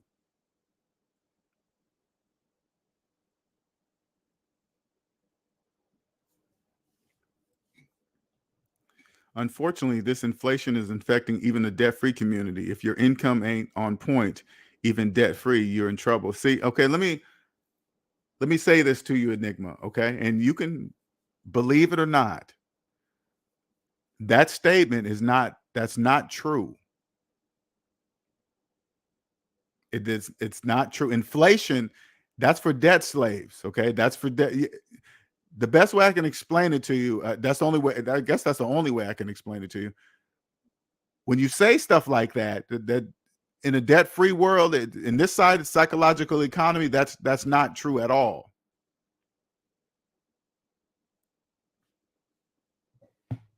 Of course, you have to have income. Of course, you have to do, but when you're debt-free, you count phantom income as well. And when you understand how it works, you just, how can you even put it in words? It's like, I don't know how to explain that part yet. If you want to make money, yeah, you pay attention to whatever they call inflation and what it does. And I mean, you want to make some money legally. That's the only thing I tell you here. Everything's legal, taxes, everything. You make sure everything is straight. This is what you do. I'm gonna give you guys some red pill advice. Okay, you can believe it or not. It's totally up to you. If you want your financial life straight, come see me. That's first of all. I can get you the fast road to whatever, right? Whatever you want to do. If you want to own yourself, you come. I'm the person that's going to help you own yourself. If you want to get your finances straight and you want to trust a professional, this is what you ask them. Hey, finance professional, are you personally debt free? I don't care if it feels weird. I don't care if they think it's fucking weird. I don't care. You say, are you personally debt free? If they don't understand what that means or why you're asking that question, you leave. You don't stay and explain. You leave immediately. Who cares if they want an explanation? It doesn't matter. You leave and you don't stop looking until you find a finance professional, especially with your accountant, taxes, anything to do with your motherfucking money. The person that's handling your money, better be personally debt free. Better be. That's a requirement. Only a person that owns themselves can handle my finances. You don't even own yourself? No, you ain't handling my money because you obviously don't handle your own money. If you don't own yourself, you are obviously not handling your own money because you're in debt. And it's worse if you don't know it. If you want to, hey, listen, if you want to find out the people around you who are in debt, just use the current topic. Hey, how you feel about those gas prices? If they start getting all emotional and shit, they're in debt. If they start complaining and you see them getting mad or upset or sad or happy, who knows, whatever, you understand that they're in debt. Why are you getting emotional about digital numbers on this fucking screen?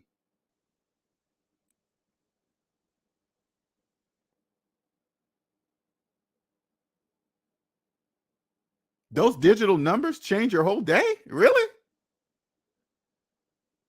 Somebody's in there, they can just push a button and change those numbers any way they want.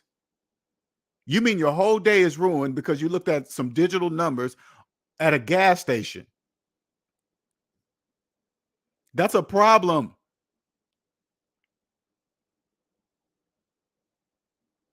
Again, if digital numbers on a gas station billboard change the internal biological structure of your internal body, that is a problem.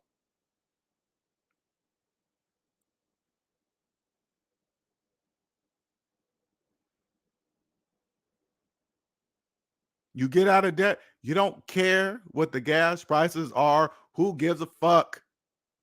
So what?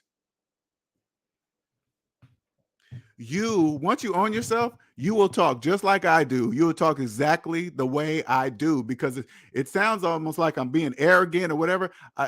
It doesn't matter. I don't care. That's like wondering, why does 1 + 1 = 2? Would it ruin your whole day if you could not figure out why 1 + 1 = 2? Would you even concentrate on it? No.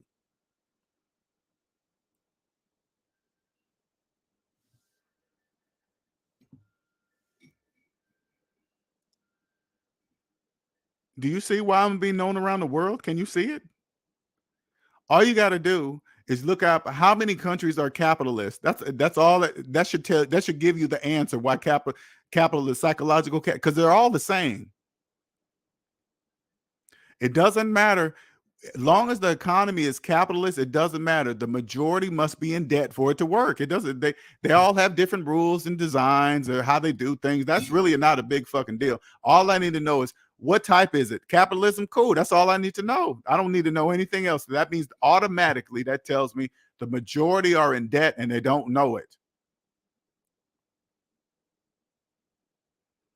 They don't know. No money exists for them. Gold, silver, platinum, diamonds, rubies, putting money under your pillow, thinking you're investing in coins, whatever. Hey, whatever they want to believe, it doesn't matter as long as it's capitalist. Thank you.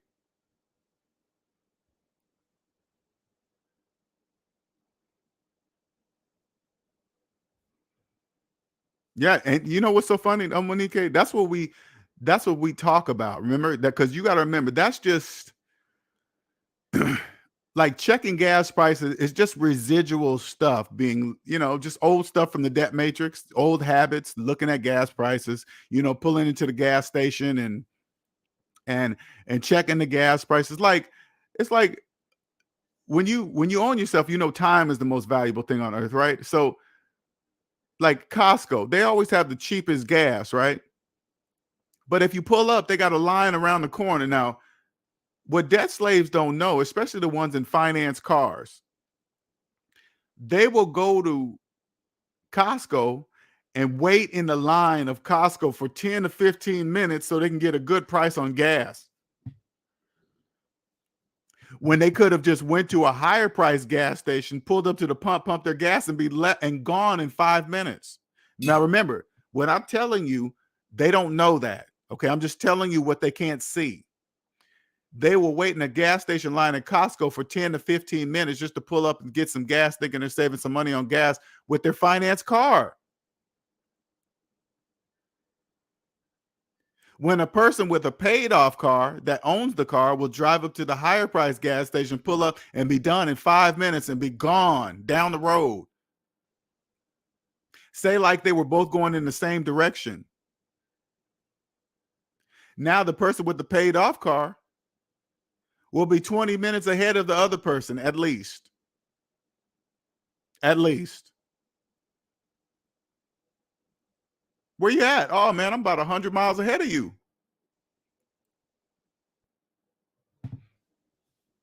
It's just old habits. That's all. I still, even now, Monique, even now, I sometimes, excuse me, I'll sometimes have some residual from the debt matrix. It's powerful. I was in it like 43 years. I mean, from 18 to, no, I'm gonna say it started as a kid. The training starts as a child. So I'm gonna say 43 years. Because it's early. The training starts early. 43 years, and then I've woke up, and then so that's a long time. Sometimes I have to catch myself sometimes, because you got to remember, you got to understand, it's not the same. Hold on for a quick second.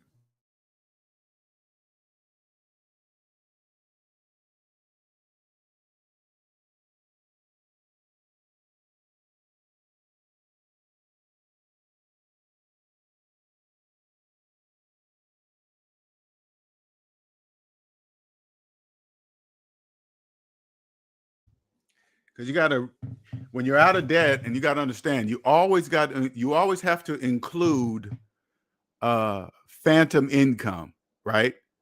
Which debt slaves do not have. Like, here's an example.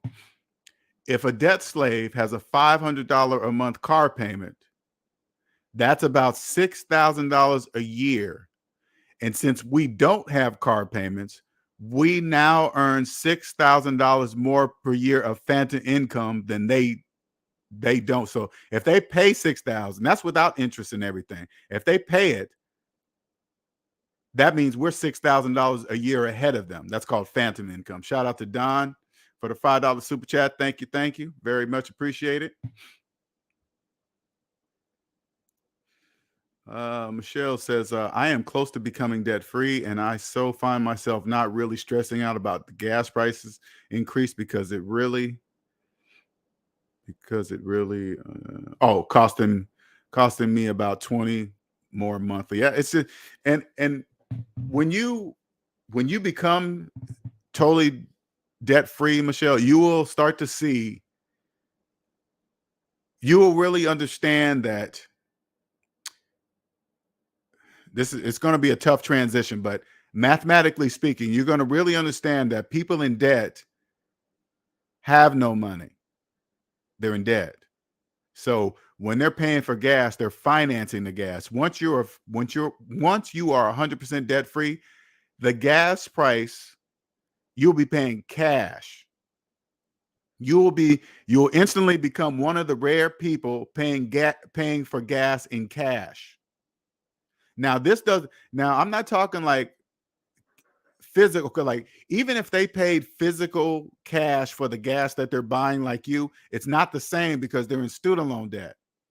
Okay, it's worthless pieces of paper to them, but for you, it's real money. So gas prices are totally different for you because you're one of the rare people actually paying for it and leaving, and the deal is done. Once they pull off to the pump, they're going to be making payments on those gallons of gas that they just got for probably years. Yours is done that day. So so you'll start calculating money very differently.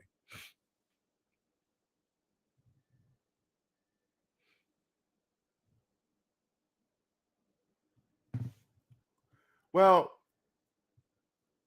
even with that enigma, what's you're not disagreeing with me. You're agreeing to disagree with mathematics. Okay. And I hope you understand it. Maybe you do, maybe you don't. That part really doesn't matter. That's totally up to you if you do or not, but you're not disagreeing with me. You're agreeing to disagree with mathematics. Okay. So that's a tough pill to swallow, but you got to remember everything I'm saying, I can prove with mathematics. I can prove it, right? That's the difference, right? And if I can prove it with mathematics, that means there's nothing to disagree with.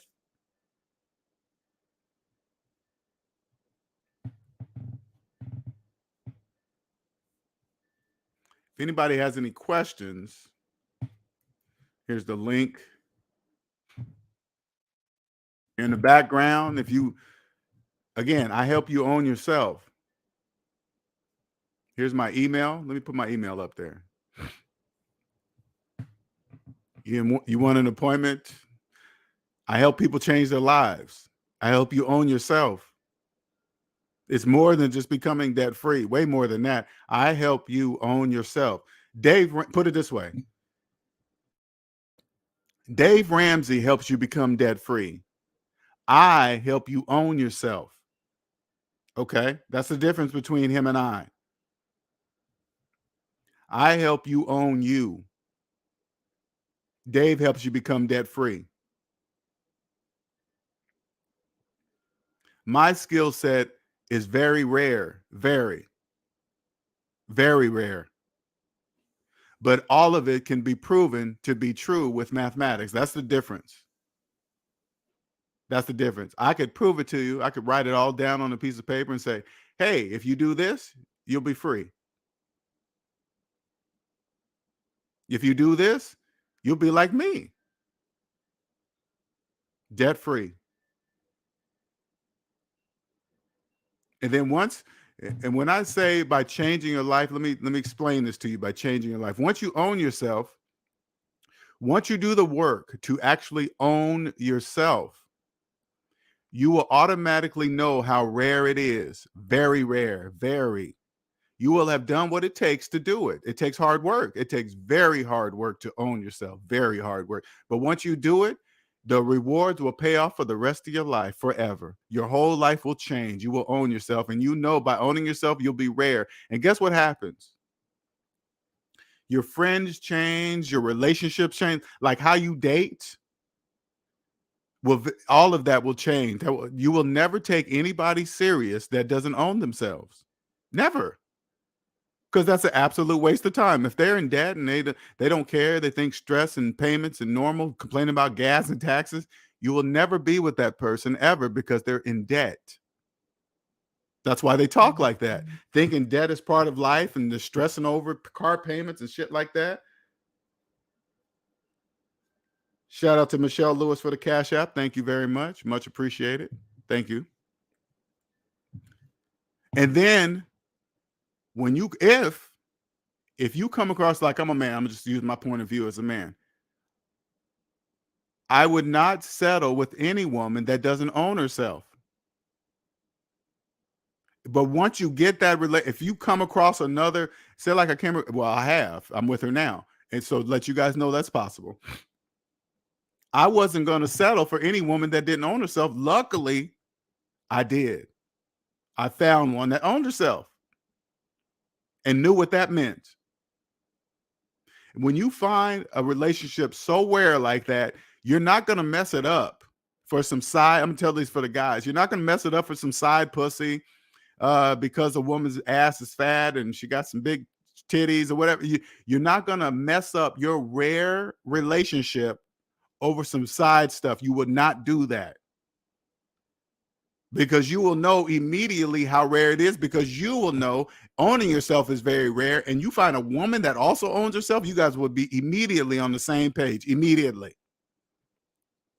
If she's your physical type, she looks the way you enjoy looking at, the sex is great, whatever, and she owns herself, oh man, that combination right there is rare. You would never, ever, ever mess up that relationship for anything. For some side, no, nope. This is why I keep telling you, your life will change forever. I help people change their lives by owning themselves.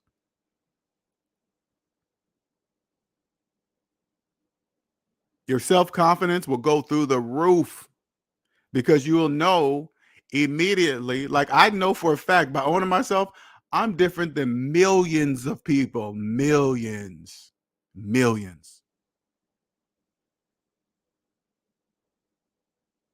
Millions of people don't know what I know. How many don't know capitalism is psychological? Millions.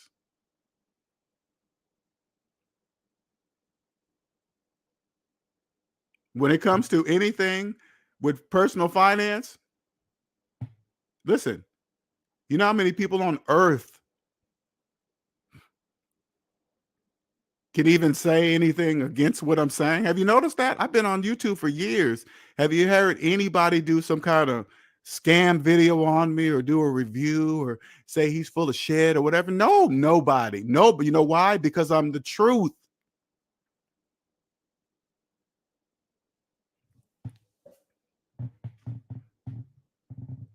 You can't go against the truth. If you don't believe the truth, that's your problem. That's a psychological problem.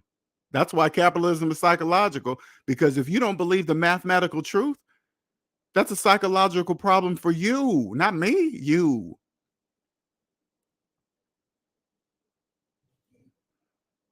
Here, let me give you an example so you can understand, okay? Because I really want you guys to understand the power in this, okay?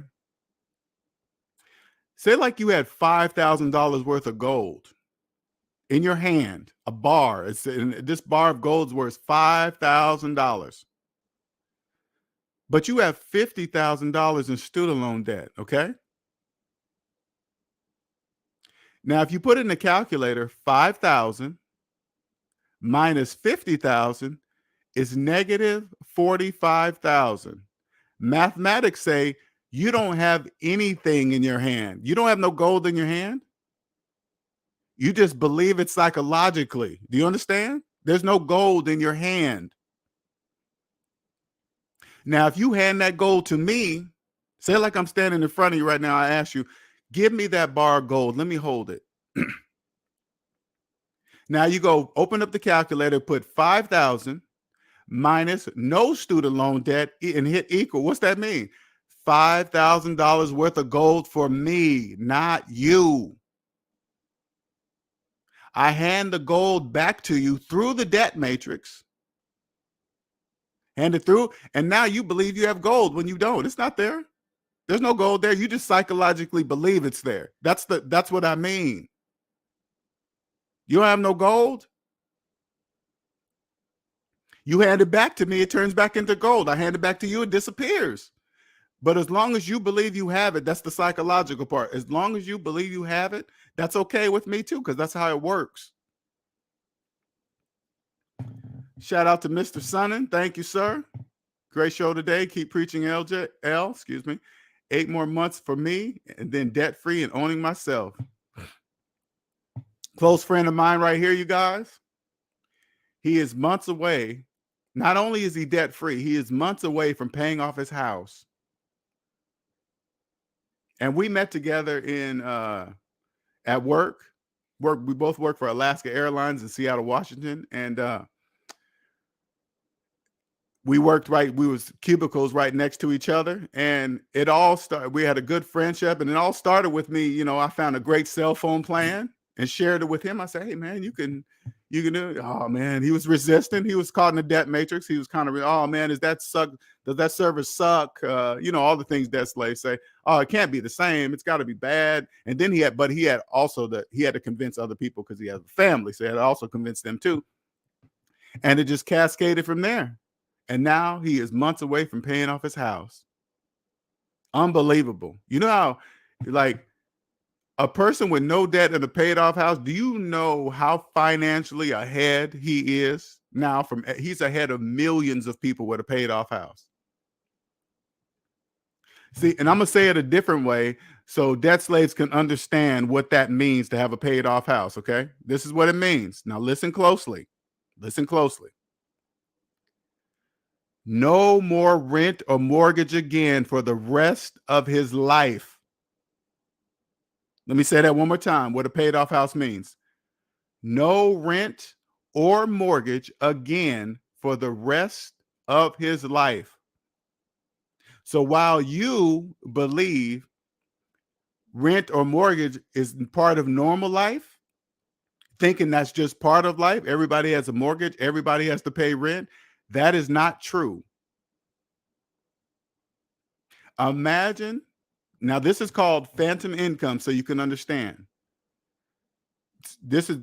I'm gonna show you what phantom income is, but I'm gonna try to use it in a physical sense so you can understand, okay? Now take your rent or your mortgage and imagine that going into just your instead of paying it to the bank, it's going into your savings account every single month. Imagine that every single month, your rent or mortgage is going into your savings account. Go find an investment. You try to do this. Go try to find an investment that will pay you your rent or mortgage every single month. Go find an investment that will pay you that. Good luck. Good luck on finding that. That's what a paid off house does for you. That's what a paid off house does for you. Whatever you've been paying for years and years and years is going into your savings account now. That's where it's going. Good luck on finding an investment that's going to pay you dividends of the equivalent of your mortgage every single month, for guaranteed every single month for the next 30 years of your life. When you paid off house, that goes for the rest of your life, but I'm just trying to equate it so you guys can understand. An investment that is going to pay you your mortgage for the next, guaranteed for the next 30 years, every month. Go find an investment that's going to do that. Good luck. That's what a paid off house does for you. Congratulations to my friend Tyler. We just haven't worked out our it's weird. He's making more money, but he's seeming to forget about our payment plan. I don't understand it, but I mean, we'll figure it out. No, I'm just playing. I'm playing. That's a joke. That's an inside joke. Because I know his cash is stacking up like hotcakes in his account right now. And I just, I would like to, give me a few dollars for helping, Yes, it will be. I'm excited for you, man. I'm excited. I mean, so crazy. It's not even my house, and I'm just as excited for him. I'm so excited. I want to see the piece of paper they sent to him. What is it? What does it look like? Does it look like a car title, a house title? Is it a small piece of paper? What is it? I've never seen one. And I told Tyler, I want whatever it looks, I want him to frame it. Frame that document and put it somewhere when people first walk in the house. Put a magnificent frame around it, right? Put a magnificent frame around it. And so people will notice it when they see it and walk in and say, what is that? You're going to say, that's a house title. Have you ever seen one? Obviously, if you're asking what it is, you obviously have never seen one. That's a house title.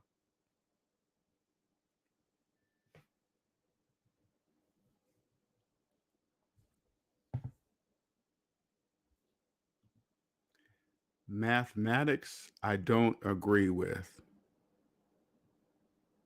Huh. Okay. Well, I mean, Enigma, you're saying that out loud. I want you to understand what you're saying. Mathematics, I don't agree with.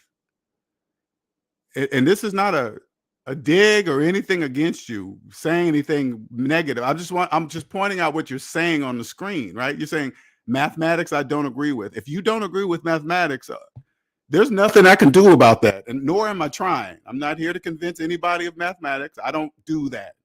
I'm just pointing out what you're saying. Okay, that's all I'm doing. Waldemir says, I only got $2,000 left on my car. It will be first and last car loan I ever get. Also got my insurance payments down. Congratulations. Congratulations. That's it. And Waldemir, I hope I'm saying that right. When you own your car, you get to dictate your insurance. Debt slaves that finance cars, they don't have a choice. They have to do what they got to get the kind of insurance the bank requires.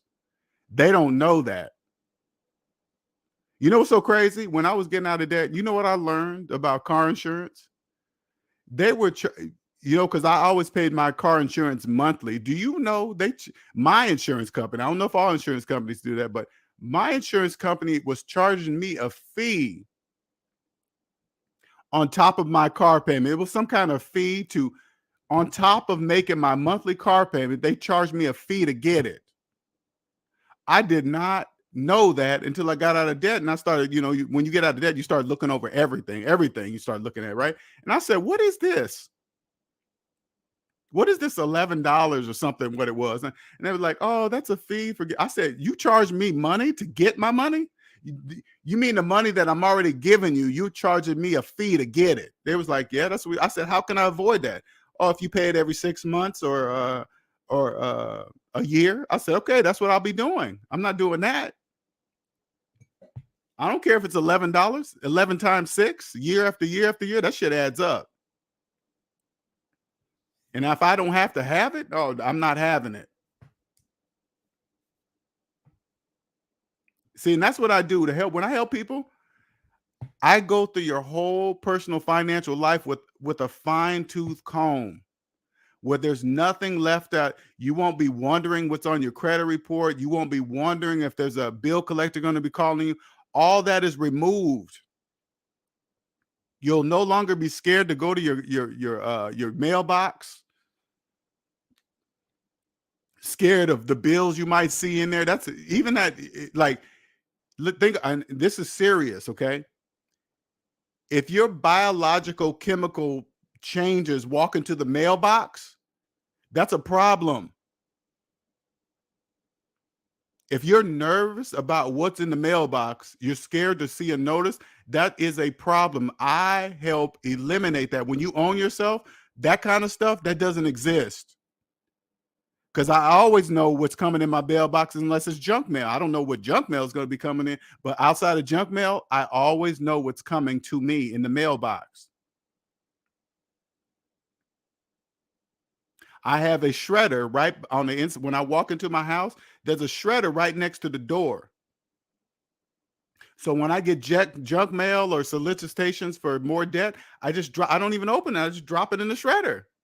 I don't let the shit stack up. I don't want, like, you guys don't really understand the energy. Like if you stack your bills in your house, you guys don't know that that's part of the problem. That's part of the, and you walk in and you have all your bills stuffed in the corner. Don't worry about it. Millions of you guys do this, but you guys don't know how it really affects you. You walk in and you have a particular place where you stack all your bills. Every time you walk in that room, it's going to be more and more. It doesn't matter if you say anything about it. You just walk by and look at it. It goes into your brain and causes stress. No matter what it is, it could be, because when it's stacked, you don't know, you can't tell which one is bills and which one is solicitation and which one is junk mail. You can't really tell. In your mind, it's going to be all bills.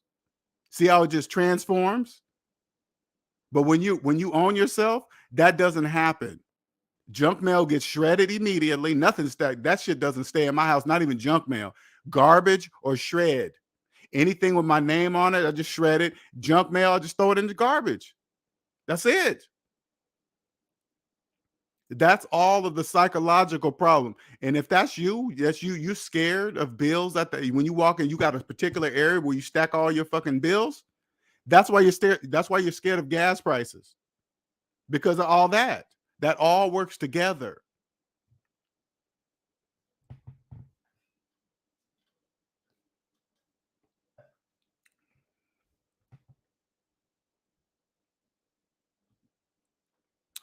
Jimmy says, I overheard some folks the other day complaining about gas prices, but they were standing in a they were standing in the Starbucks line. I'm sure they're going to pay $5 for 12 ounces of coffee and don't give a second thought. Sure won't. And guess how they're going to pay for it, Jimmy? With a credit card. Look at it this way. You see the prices of Starbucks. I don't really care how much Starbucks charges, by the way. I don't want you guys thinking I'm bringing up Starbucks prices, but because I care how much they charge. I don't care how much Starbucks charges for a cup of coffee. If I think it's too high, I won't go to Starbucks, period. That's it. It's not a big deal. I don't care what they charge. But imagine the price of that coffee on a credit card. Can you imagine that? How much coffee really costs? If you think about it, you got to really understand this, right? The price of coffee is each cup of coffee sold is different prices for different people because it counts on the interest rate of their credit card. How often are they paying? Are some people paying off their credit cards fully each month? Are some people making just the minimum payments? You don't know who's doing what on what credit card they pull out. So that price of coffee is different for everybody sold to. When you see the price of coffee at Starbucks, all that is Starbucks saying, hey, this is our price for our product. That's it. How you pay for it is your business. That's not our business. This is what we're charging, period. It don't cost $5 to create 12 ounces of coffee. Not even close. Congratulations, Starbucks. Congratulations. It's a convenience fee for luxury of getting monthly payments. Yeah, you're right, Omanika. It's a convenience fee. Yeah, for sure. Thankfully, I'm also in a position where I can start paying insurance in full up front. Correct. That's the only way to do it. That's the only way to pay your insurance in full.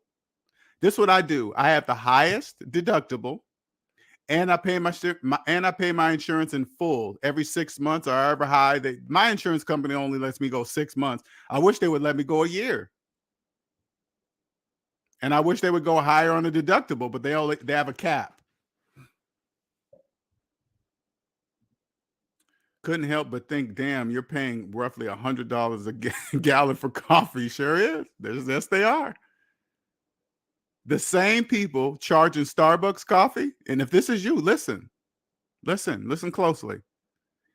If you pulled out the credit card, and no, if you pull out the credit card every day to pay for your Starbucks coffee, that is why you're complaining about high gas prices. It's not the gas prices.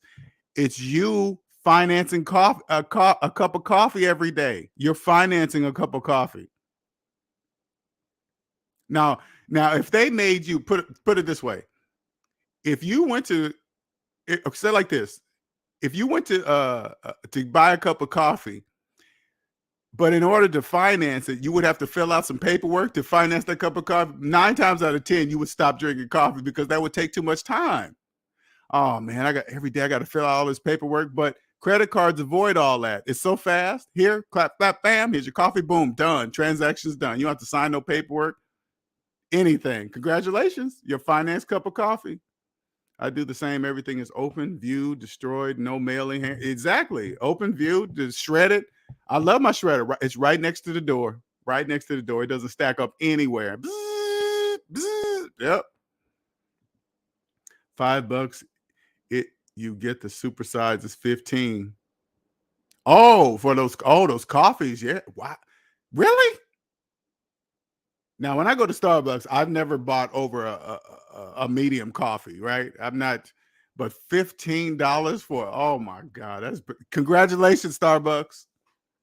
Congratulations. Hey, listen, Starbucks, I hope you guys see me coming. I'm coming to get some of that money too, Starbucks. I'm on my way. I'm using my gift. Okay. Microsoft, Apple, are you listening? I'm coming to get some of that money too. You see that? Like, imagine you see Apple's headquarters. You know what that says? We're making motherfucking money. That we're making money. Period. We are making money. That's what their headquarters say. We are making so much money. We just designed the headquarters unlike anybody else, just to let everybody know we are making money. Congratulations, Apple. $6 for a cup of coffee. Oh, and they're pulling out credit cards. Every 6 months for car insurance payment and every 3 months for phone service payment. Yep. See, I do per year. You know, so crazy. Like right now, I have a Note 8. Okay. It says, you know, and that they shut down that 3G, right? And I didn't really notice this until my girlfriend told me, right? Because I don't really talk on the phone that much. Well, I can't make any phone calls. As soon as I try to make a phone call, it immediately drops. Like it's just making no connection, none, zero, right? But I go on the list. It says my phone is listed as not being affected by the drop, but it's clearly doing that. It's clearly affected because I can't make any phone call. The texting works and the data still works, but the phone calls I cannot make. Now, it's like I was reading the multiple things, right? They were like hurrying up and trying to send out phones. I can imagine the finance phone industry must have just went through the roof. I can only imagine how much money they're making off this 3G drop of phones. Oh my God. I can only imagine that amount of money because the majority of people, they're just upgrading phones and gives them an excuse to upgrade their phones, all financing the phones. Now for me, it's a little bit of inconvenience. Now I got to go buy a phone and then I got to get a SIM card to put it. It's just a minor inconvenience. I don't let it consume my life because it's not like that in my life. Even my phone, it's not like that. Because the majority of time I'm on Wi-Fi. And as long as you got Wi-Fi, you can always make calls to the people you talk to. Okay. Because you're probably connected to them on a different way, on a different app or whatever, right? And especially with like 5G coming out, times are going to be the speed times are faster. Regular phone service, it's like, think about it. When you talk on your regular phone line, it's really hard to hear. But if you talk through Wi-Fi, it's crystal clear. That type of phone service, it's got to be coming to an end because I rarely want to think about it. I rarely want to talk to somebody on the phone using the regular phone. Hey, can you hear me? Hello, you still there? This and that. But when you're on Wi-Fi, it's crystal clear. It's coming to an end. But anyway, I got to buy a new phone. You know, I'm not gonna buy the best one. I'm not gonna buy the latest. I'm gonna just buy my next phone in cash. And I, not even me and my girlfriend got the same phone. I got to buy both of us phones. But even that is not a big deal when you're not in debt. It's not a big deal. Just because my phone got cut off, I don't have the desire to go down to Verizon or AT&T and finance a brand new phone. No, that doesn't even come to my mind.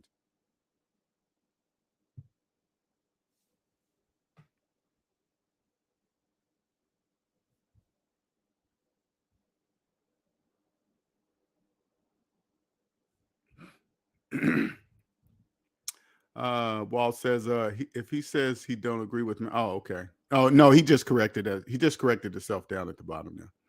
Waldemar says Apple HQ has designed around the Starship Enterprise. Money, that's money. I promise you guys, let me tell you something. I want this to be clear. And I want to make sure it's clear before it happens. When you own yourself, the possibilities are endless. You can do anything, anything. I'm telling you what's going to happen for me before it's happening. So when it happens, you'll hear me say it now. And then when it happens, and then I'm going to say to the people that I told that was going to happen, you see what happened? I'm going to say it to you just like this. You see what happens when you believe in yourself? This happens right here. I told you before it happened. So I don't want you guys thinking it was a guess.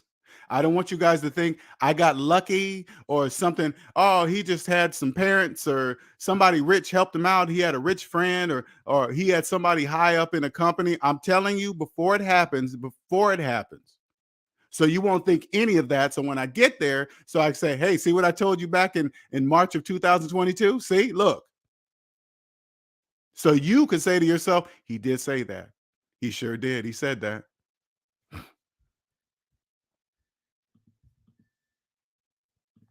Sal says, I eliminate spending using a phone that is like a note or close to it. I eliminate spending using a phone. These phones do it all, but my Bluetooth printer allows me to print my shipping labels from my selling account. Wow. I did not know that. Okay. I eliminate spending using a phone is like a note. Oh, okay. Oh, you eliminate spending using the phone. Gotcha. Okay, I'm with you now. Yep. So I'm probably I have a Note 8 now. I'm probably gonna buy 2 Note 10 pluses or something. Just 2 Note 10 pluses. I got to get me a new SIM card and I'm on my way. Just because like right now, the phones will probably take a week or two to get here, but I'm not out of contact. I don't have a regular job. The majority of my phone time is on Wi-Fi. Anybody can still call me. It doesn't stop me from talking to anybody or people reaching me. That's the lovely part about it.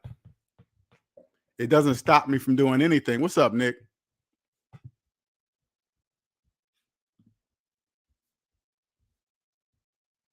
Like right now, since my texting and data still works, I just use my Google number and people can still call me on my Google number because it uses data to speak. So they can still reach me. Even if I'm driving in my car, as long as my phone has data, I can still talk to people.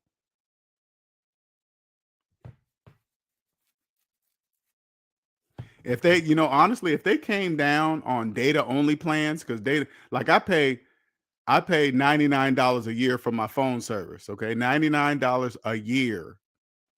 All right. There are no data plans that have a good enough data to offer that, right?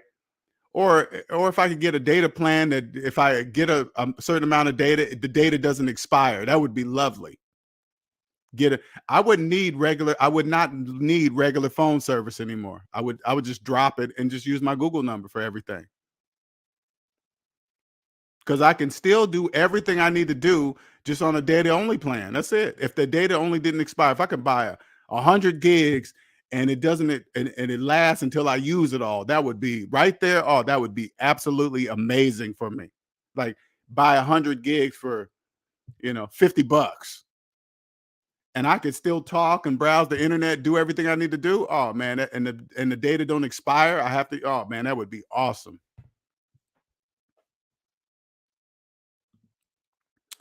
Note 10 and Note 20 Ultra are beasts. Okay, yeah, I'm going the Ultras. I was looking at the Note 20s Ultras. They just want a few more dollars right now because of the price. No, I'm cool with a Note 10.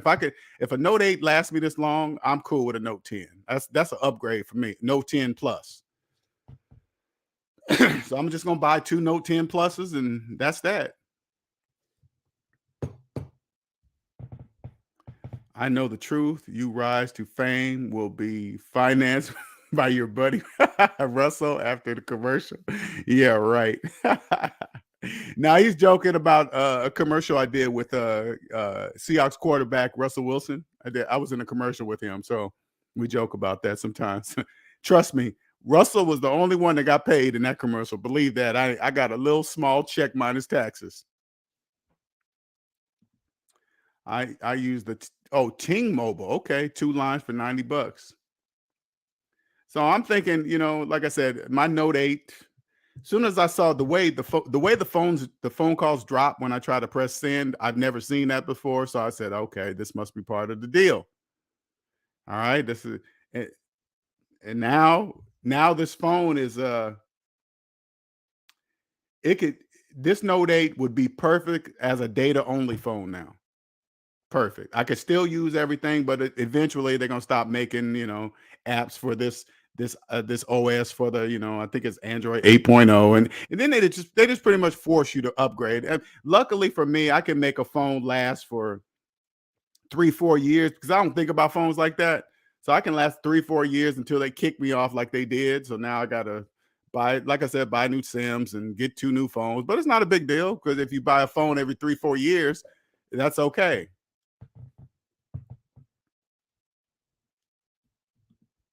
All right, you guys, any questions? Any questions? There's the link if you want to come up and ask me something. Here's my Cash App. Don't forget to hit that like button.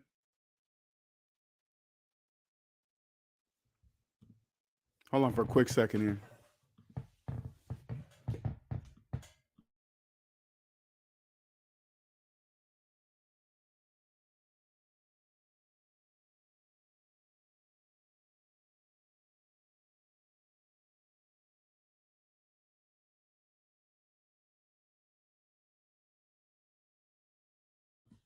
All right.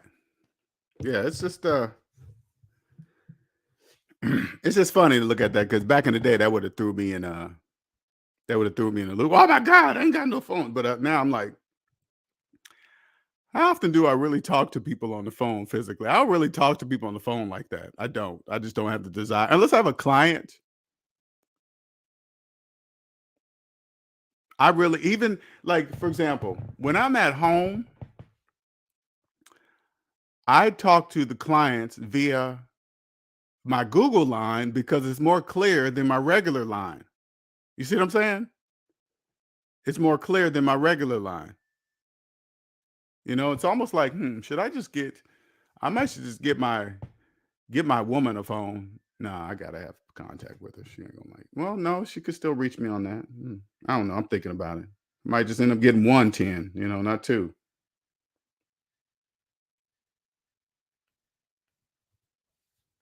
Anyway, any questions? Like I said, thank you for the people that donate to Cash Apps today. Much appreciated. Those listening to this after the fact, I really hope you guys get what I'm saying, because when you guys hear me speak, I really want you. My purpose is here to help you own yourself. I really want you to feel what it feels like to own yourself. If you've been in debt all your life, if you're a person that believes debt is just part of life, I'm here to tell you that that is not true. That's not true.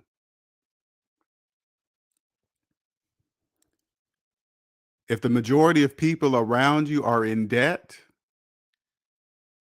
that's why you're friends.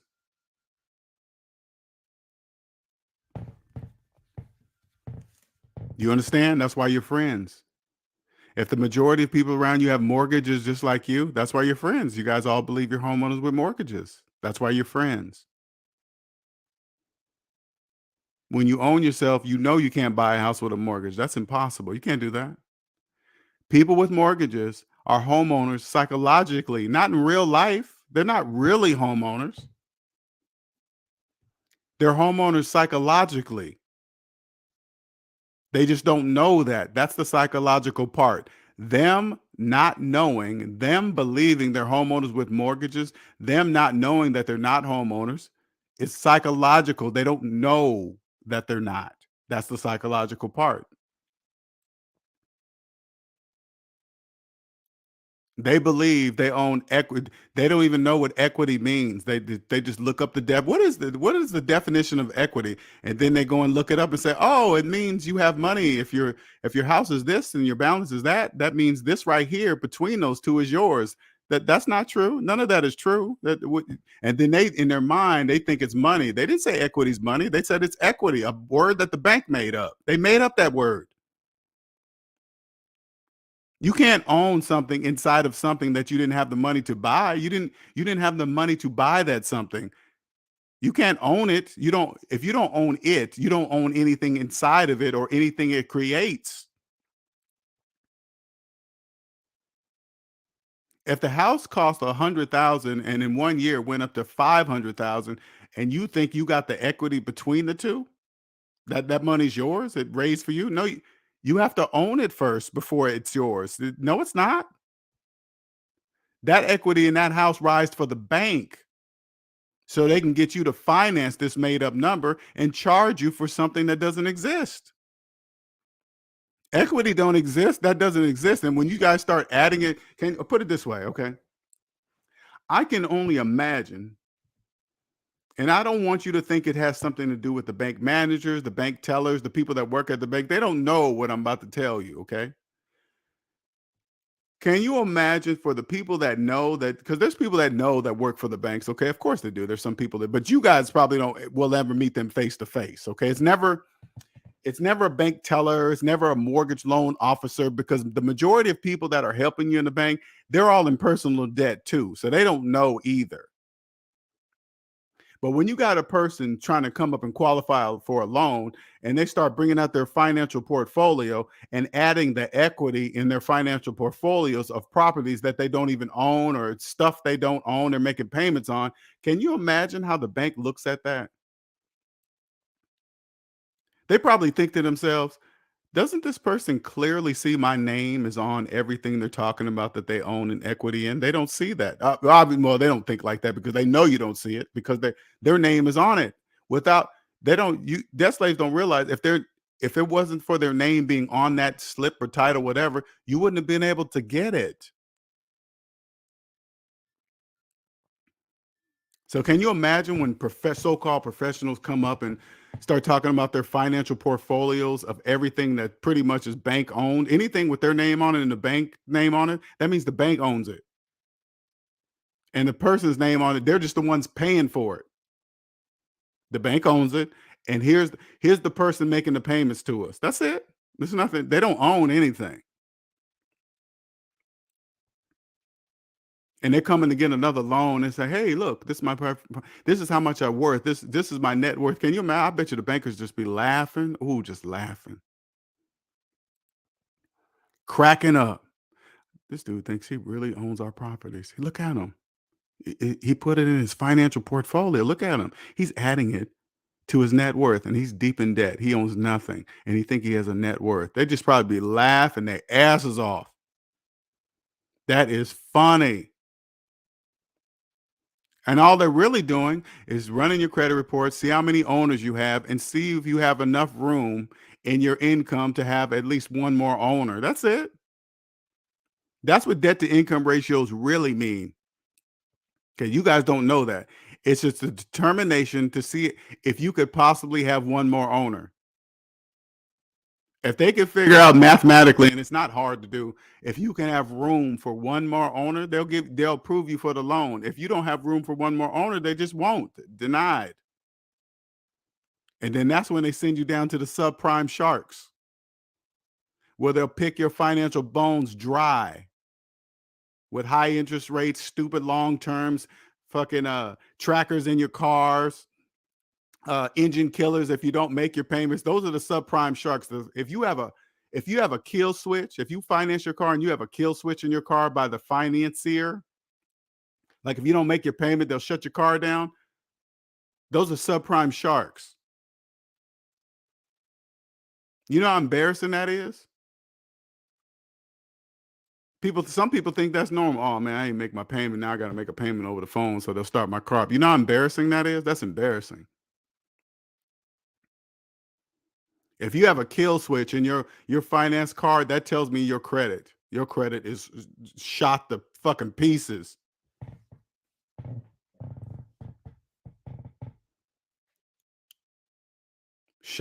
Oh man, that is embarrassing. That's bad. That's very bad. You got a tracking device in your depreciating object? Oh, that tells me your interest rate. I already know your interest rate. 29.99%. Sure is. That's what it is. People with trackers in their car, their interest rate is 29.99% immediately, right off the bat.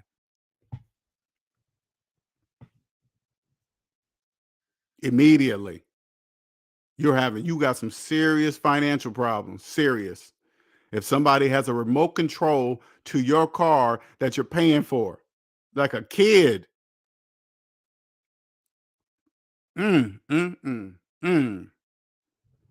Talk about keeping track of your slaves. Ooh, wee, that is one way right there. Ooh, wee. Oh, just to think about that shit just sends chills up my spine. You are a slave, slave, slave, death slave, death slave.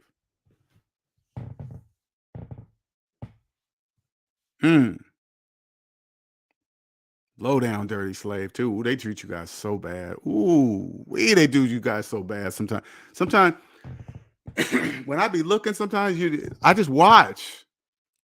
And they do you guys so dirty. Oh, sometimes they just do you so dirty, especially the subprime sharks. I'm not going to talk about the banks, the big banks, because they just do what they do. But the subprime sharks, ooh, they do you guys so dirty. Ooh, FHA mortgages, subprime. That's why it's called subprime. Okay, subprime. Subprime means you're getting fucked. That's what that means. That means you really don't know. You're subprimed. And it is, the shit they just make up, the fees and the paperwork document. Oh my God, just on and on document fees, this fee, that fee. I just be like, you guys are just making shit up. Just like what I told you earlier when I was making monthly payments on my insurance, they was charging me a fee to pull my monthly insurance. I said, what is that? They can't come out and say, oh, just some shit we made up. They can't say that. I said to the lady, and remember, the people that work for the company, they don't really know why they're there. But I said, you guys are charging me to take the money that I'm already giving you? You're doing that. No, I said, how can I stop that? Oh, you just pay it every 6 months or every year? Okay, cool. That's what I'm doing. You guys are not getting, they already know you have to have insurance to drive. It's the law. It's the law. You have to have it. But you ain't raping me some more. I don't care if it's $11. Stop doing that. But congratulations to the insurance company. You better believe that. Congratulations. And I promise you, the insurance companies know, they know who is usually who has money, because they'll have the highest deductibles. They'll pay their insurance every 6 months to a year. They know the people that know. I know it's the law.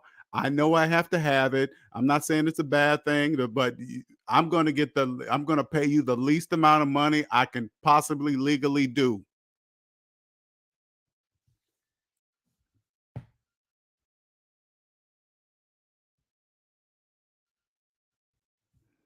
Yes, they can find them cars quickly. LJ, there are videos popping up of aliens talking about their newly debt-free status. They are quickly learning it's best not to share their status with others. Their family and friends get triggered. Sure do. That's true. You know, once you once you come out of the debt matrix and you get to this level where I'm at, you won't really care the opinions and thoughts of other debt. I mean, it becomes just annoying, you know. But you also remember that it must be that way. The majority must. It doesn't matter who they are, family and friends or whatever. The majority must be in debt and not know it in order for psychological capitalism to work. So I accept it. It's very important. Very important. Very important for the majority to stay in debt. Because think about it. If all the debt slaves woke up and realized, all the people with mortgages woke up and realized that then a mortgage doesn't make you a homeowner, and then they just decided to leave those houses and say, oh shit, well shit, if it ain't mine, I'm leaving it, right? The housing market would immediately crash because the majority that you got to remember the housing market couldn't exist without mortgages. It could not exist without mortgages. People financing houses. If people didn't finance houses, the housing market couldn't exist because remember, it keeps going back. Debt slaves have no money. Look, they're financing cell phones. Okay. Debt slaves are financing cell phones. They will never be able to buy a house in cash because they're financing a cell phone. They don't know that. That's what makes, if they didn't know, if they knew they were homeless, it would crash the market. I don't want that. That's a cascading effect. Then it would affect the stock market because debt, you got to remember, debt slaves have no money to invest in, even in the stock market. That's the bank's money. They don't know that they're indirectly investing in this in the stock market at a percentage rate with the bank's money. They don't know that. So what they're really doing is taking the bank's money and investing in those companies that you see in the stock market. That's where the money's coming from. They don't know that because they have no money. No currency exists for debt slaves. None, zero, none. When they invest in retirement plans and stuff like that, they don't know that they're investing the bank's money into retirement accounts. They don't know that. They don't know if you have student loan debt, you cannot invest into retirement while having student loan debt. You can't do that. You can't do that with a mortgage. You can't do that with credit card debt. You can't do that with if you're making car payments, you're making cell phone payments. You can't invest into retirement while having payments. They don't know that. That's important to psychological capitalism. That's very important that they don't know. And it doesn't. And I know you guys are listening to me now. You're probably saying to yourself, why is he saying this out loud? Why is he, if everybody knew that, because that's all part of the program. I'm just here to tell you that if that's running through your brain, oh, if everybody knew, if it was that easy, and you're probably thinking, well, how does he know we're saying that? Because I know what you guys all say the same thing over and over and over again. You guys don't know you're saying that. You guys don't know you're all saying the same thing. That's important to psychological capitalism. Very important.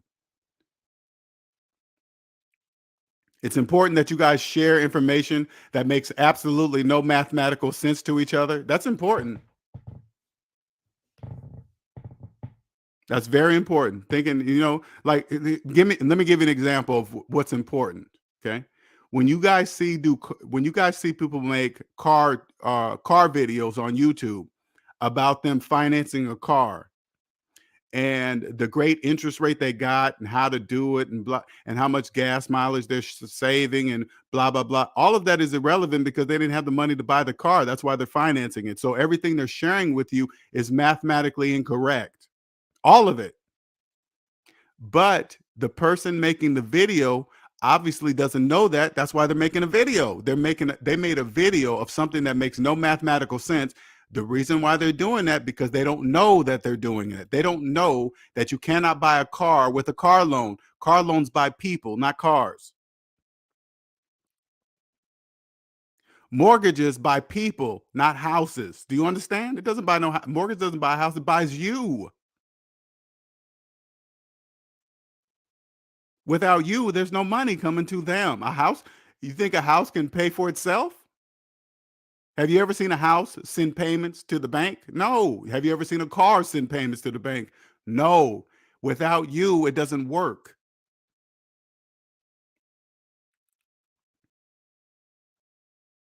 That's the world I live in. That's so when I watch you guys do that, it's just like, wow, that's amazing.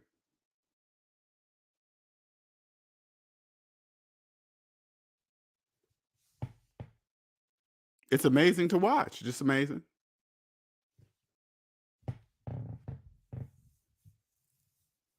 This is the world you will live in once you cross over, once you get out of, once you own yourself, everything changes, everything. It's just amazing to watch it all just work. It's just amazing to watch it all work. Just it's like a symphony. It just the way it just pieces together, the way they move you guys to make you look at things. It's just to watch them just once one thing is over and then something else pops up and then you guys just look over there. Just it's just weird how you just easily lay like cattle. It's just bananas how they do it.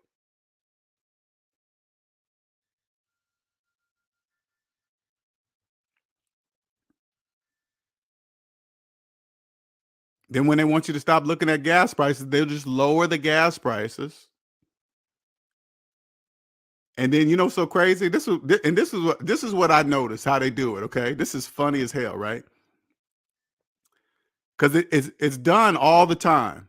Okay, the raised gas price is so high, it's fucking ridiculous. But then they'll lower. It's gonna come back down, but it'll never be as low as it used to be. It never goes back down to the original prices, right? And if you think about it, like back in the 70s, gas was 75 cents and 99 cents and blah, blah, blah. You've never seen those gas prices again, right? Ever. You never will. So they'll raise them.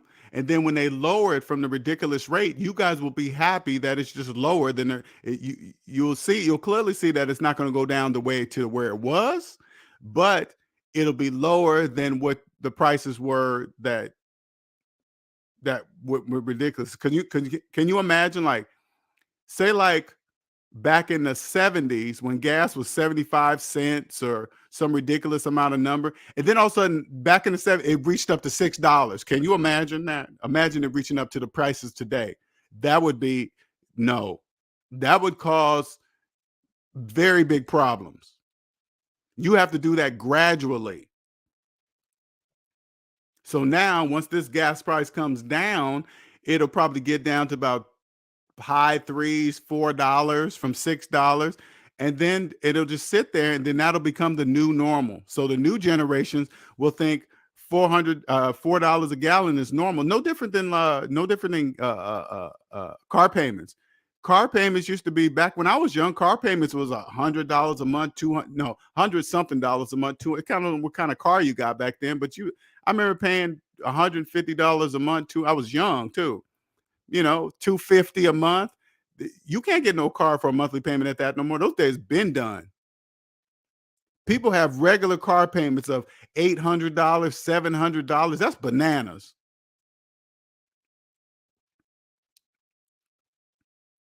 Like if you're making car payments and your car payment is $700-$800 and you're complaining about gas prices, it's not the gas price, it's your car payment.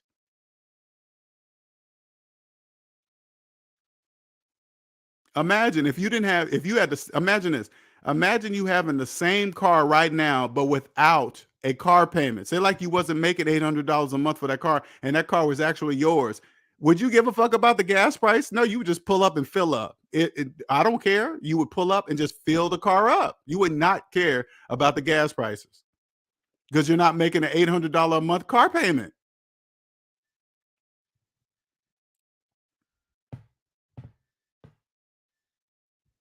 Yes, sir. Right here, my man Nick got in early. Sure did. Sure did. You guys don't even know what he did. Paid off his student loan, dropped all the money. Bam, done in his 30s. Now, if you're in your 30s and you're listening to me, you don't know how big of a deal that is. I know you're probably thinking, oh, so what? Who cares? I know you say that now, especially if you're in your 30s and you got student loan debt and he just paid his off. There's a big difference. I promise you, big difference. Way, way big difference. Way, oh my God. First of all, I'm gonna tell you right now, I would have been scared, and I had to. He gave me the privilege of doing it with him. Man, I am so. That's a privilege to me. Because if I was his age and had that amount of money in the bank, and I was about to drop all 40K on it, I would have been nervous as fuck. I'd have been so scared. Oh my God. Then all the fake fears start coming. Hey, what if this comes up? What if my car breaks down? What if I get an emergency bill? What if I hurt myself and I can't pay all the fake fears? All of them are fake. False evidence appearing real psychologically. Fears. False evidence appearing real psychologically. Fears. They're all fake. And then he allowed me to be with him to push that paid button. Done. Free. He is free now for the rest of his life. While you guys panic on May 1st, I bet you, hey, Nick doesn't even May 1st. What's that? Oh yeah, that student loan payment started up again. I forgot all about that. Yeah, it ain't Nick's concern anymore. Who cares about May 1st? Congratulations to you, Nick. I really mean that, man. Congratulations. What's up, Red Sing the Blues? What's up? What's up, Slave? It's a beautiful day for people who live over their means. It's a beautiful day for people who live over their means. Oh yeah, especially with the gas prices right now. They're like, oh my God. Car notes used to 4 years. Now they're pushing. Oh yeah, they're pushing 10 right now. Debt slaves think 84 months is normal to pay on one car for 84 months. That they believe that's normal. 7 years. You ever see those commercials? 72 months finances. This is what you guys don't. I'm gonna let you hear it, and then I'm gonna tell you what it means. Okay. Hey, come over here, get this brand new car for 72 months finance and 0% interest, and 0% interest at 72 months finances. So in your mind, it translates to you. You're like, oh my God, well, you mean I can get that nice car and just make every monthly payment and not pay any interest? Yeah, sure you can. Sure. You come up.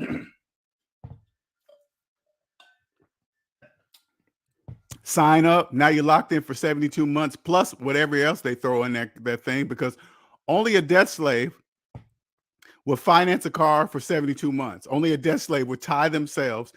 Only a debt slave would sell 72 months of their life for a car. Okay. Now when you sign up for something like that, you are promising the bank for the next 72 months of your life, you are going to make this payment, whatever that payment is, $700 a month. Right? So let's say like a brand new Cadillac, it's just $800 a month, right? You said, bank, for the next 72 months of my life, I'm going to give you $800. You don't know what's going to happen in the next 72 months of your life. Nobody knows that. That's why they always front load all the interest and payments right in the front part of the loan, because they know you're not going to, the probability of you lasting to the end of 72, 84 months of payments is highly unlikely. Why? Because you signed up for an 84-month, 72-month car loan. The very thing that you're doing tells them the likelihood of you finishing is highly unlikely. So they're going to get you all of the down payment. They're trying to get all that money up front. Hey, down payment this, blah, blah, blah, that. Hey, we'll have 2 months off of you come and get this car loan. You won't have to make payments for the first 2 months. They didn't say they're making it for you. They're just saying they're putting it in the back of the loan. It's crazy how they do you guys, man. Crazy.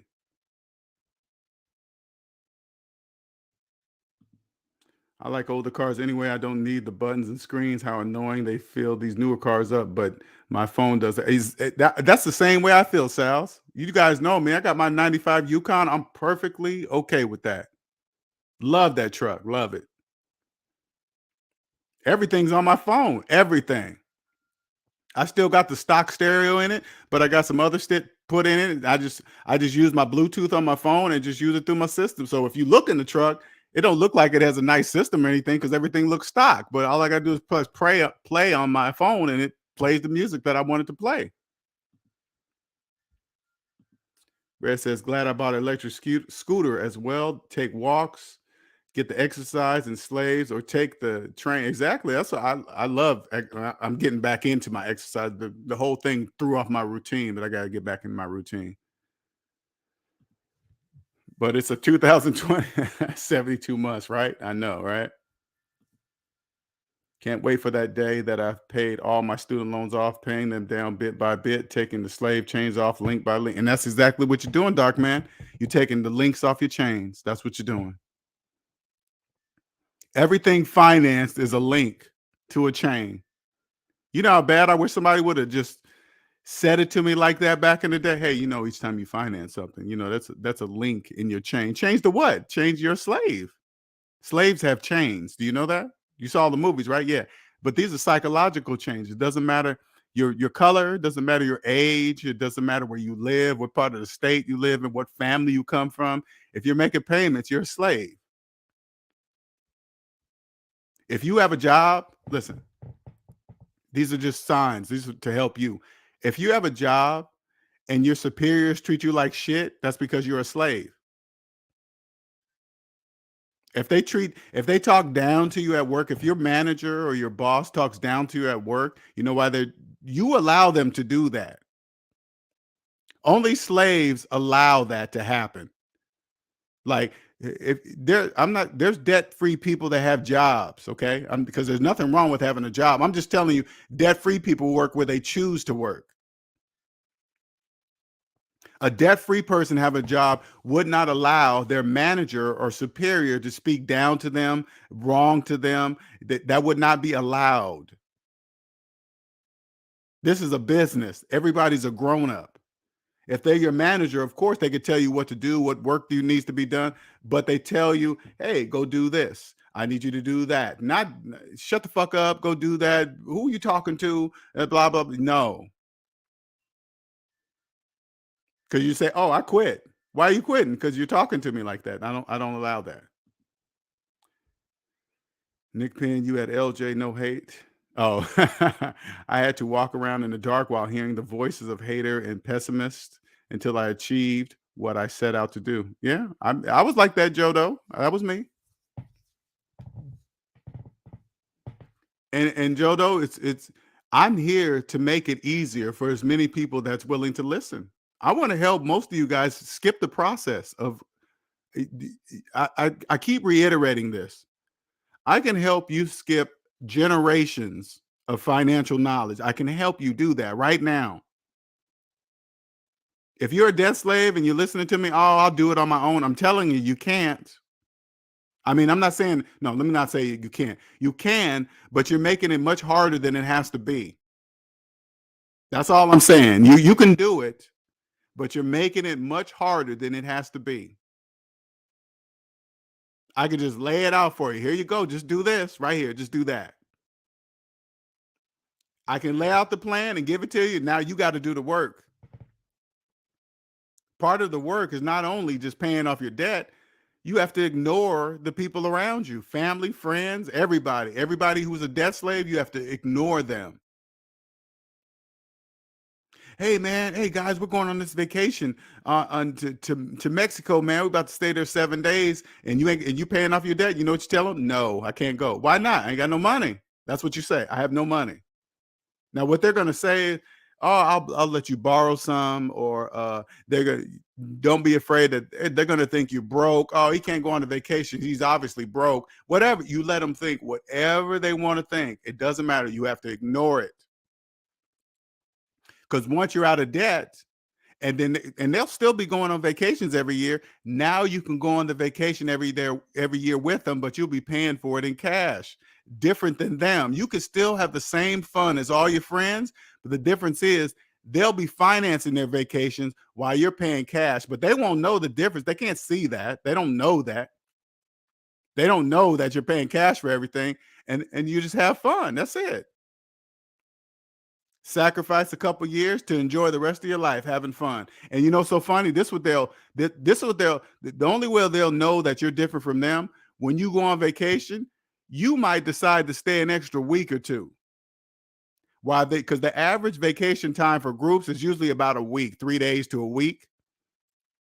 You go, But each time you go, you're going to be staying an extra week or two. They're going to be like, how in the fuck is he doing that? How can he be away from his job for a whole month? They don't even allow that. They'll catch on then. So you can't, doing that every single year, you would start to pull your mask down. You don't want to do that because they'll start thinking you're rich. They won't realize you're able to do it because you're debt free. What's up, Sean, man? No, long time no see. I ride my mountain bike everywhere. See, man, I haven't seen you in a while, man. I hope you're doing good. I still hope you're on the same track. My electric long body cruiser bike is life. Big a Lexus, more efficient than a Tesla. Oh wow, electric long body cruiser bike. Huh, I don't even know what that is. I gotta look that up. Wow, okay. Long body cruiser bike. Huh. Monique said, that's why I left my last travel lab assignment. No one will speak to me in any type of way. Yep. You won't allow that no more. That stops. That's it. What I'm doing here. I want you guys to understand that's an automatic. That's an automatic. Stuff like that, people talking to you out of your name and disrespectfully, like they own you or something, or just like you have to do. I mean, you have to do what they say, but it's got to be done professionally. You can't just say it in any old way, you know, especially the people that your superiors, but they coming in and having a bad day, maybe a fight with their spouse or something, and then they try to bring that shit to work. No, you can't bring that to work. You got to leave that at the house. That stays at the house. You will turn to your boss or superior and say, hey, yeah, don't talk to me like that. They're going to be shocked because people in debt accept that type of behavior. They accept that. When you're debt free, you don't accept that. You say, oh yeah, you can't talk to me like that. You don't even say it rude. You don't argue back with them because that's the shocker value. You don't respond with emotion. You respond by looking them right in the eye and saying it under a normal voice. Yeah, don't talk to me like that. No, that's unacceptable. You see what you just said? Because they might not. They're so used to saying it to people. The majority of superiors or bosses that talk to employees like that, they believe it's normal. They get away with it because nobody responds. But if you get a job there and they happen to, you'll stop and say, hey, stop them. Everything stops. So you say, hey, don't talk to me like that. They'll be shocked because they will never have had a person do that, but that doesn't matter. They just know when it comes to you, they will always change their tone, or whenever they come across you again, it will always change. I promise you. I have friends that tried to shame me for, hey, listen, Dark Man, that's all part of the process. Anybody listening in the background, your friends shaming you or making you feel bad about stuff, that's all part of the process. That's what debt slaves do. They do things that remember, those shaming makes no mathematical sense, whatever they're saying, and they don't know that they're doing that. They don't know. You can't stop and say, hey, they won't know if you stop and say, what are you shaming me about? What do you explain that to me? What are you shaming me about? Or what are you trying to shame me about? Because remember, they're shaming with saying things making no mathematical sense. They don't know that they're not making mathematical sense. So when you're saying that to them, it's like a rhetorical question. They don't really know that they're not shaming anybody but themselves. They don't know that. They don't know that they're doing that. So just turn to them and say, what are you trying to shame me about? I'm curious. Explain that to me. Saying that I will stop traveling for the next 9 months to tackle more debt and save. Jeff, you're an accountant. You're supposed to be rich. And it's so funny what they say. With debt slaves, it's so hilarious. It is hilarious what they say. And remember, this is what I say here is for you guys that understand this. You got to remember, as soon as you hear them respond with something that doesn't make mathematical sense, you immediately emotionally disconnect from them. Immediately. Because you have to accept they don't know what they're saying doesn't make mathematical sense. And they're saying it out loud. And if they're saying something out loud that doesn't make mathematical sense, that's telling you obviously that they don't know, because they wouldn't be saying it out loud if they did. So you just listen, as long as you can tolerate it. If I told you what I know, you would think I was an alien t-shirt. Oh, I like that idea. That's a pretty cool idea. I like the triggering statements, the triggering statements. See, I added that long body part to the game. Oh, put to the name. Okay. It's like a long nose design like a car. Okay. It's the cruiser bike. Gotcha. Okay. Anyway, it's almost 3 hours. It's time to wrap this up. Thank you, everybody. You catch the stream late. There's my Cash App. Those of you guys listening, maybe listening in the car, my Cash App is SavingsMinusDebt. SavingsMinusDebt. My email, if you want to schedule an appointment with me, SavingsMinusDebt@gmail.com. Okay? SavingsMinusDebt. Don't forget to hit the like button on the way out. Don't forget to subscribe. Thank you very much for listening. If you catch the video later on, drop comments underneath there. I want to know the people that watch and don't say anything, how I've changed their lives. Maybe I have, maybe I haven't, anything. All right. Have a good one on Monique FIC. Thank you, everybody, for joining today. You guys have a good one. Later.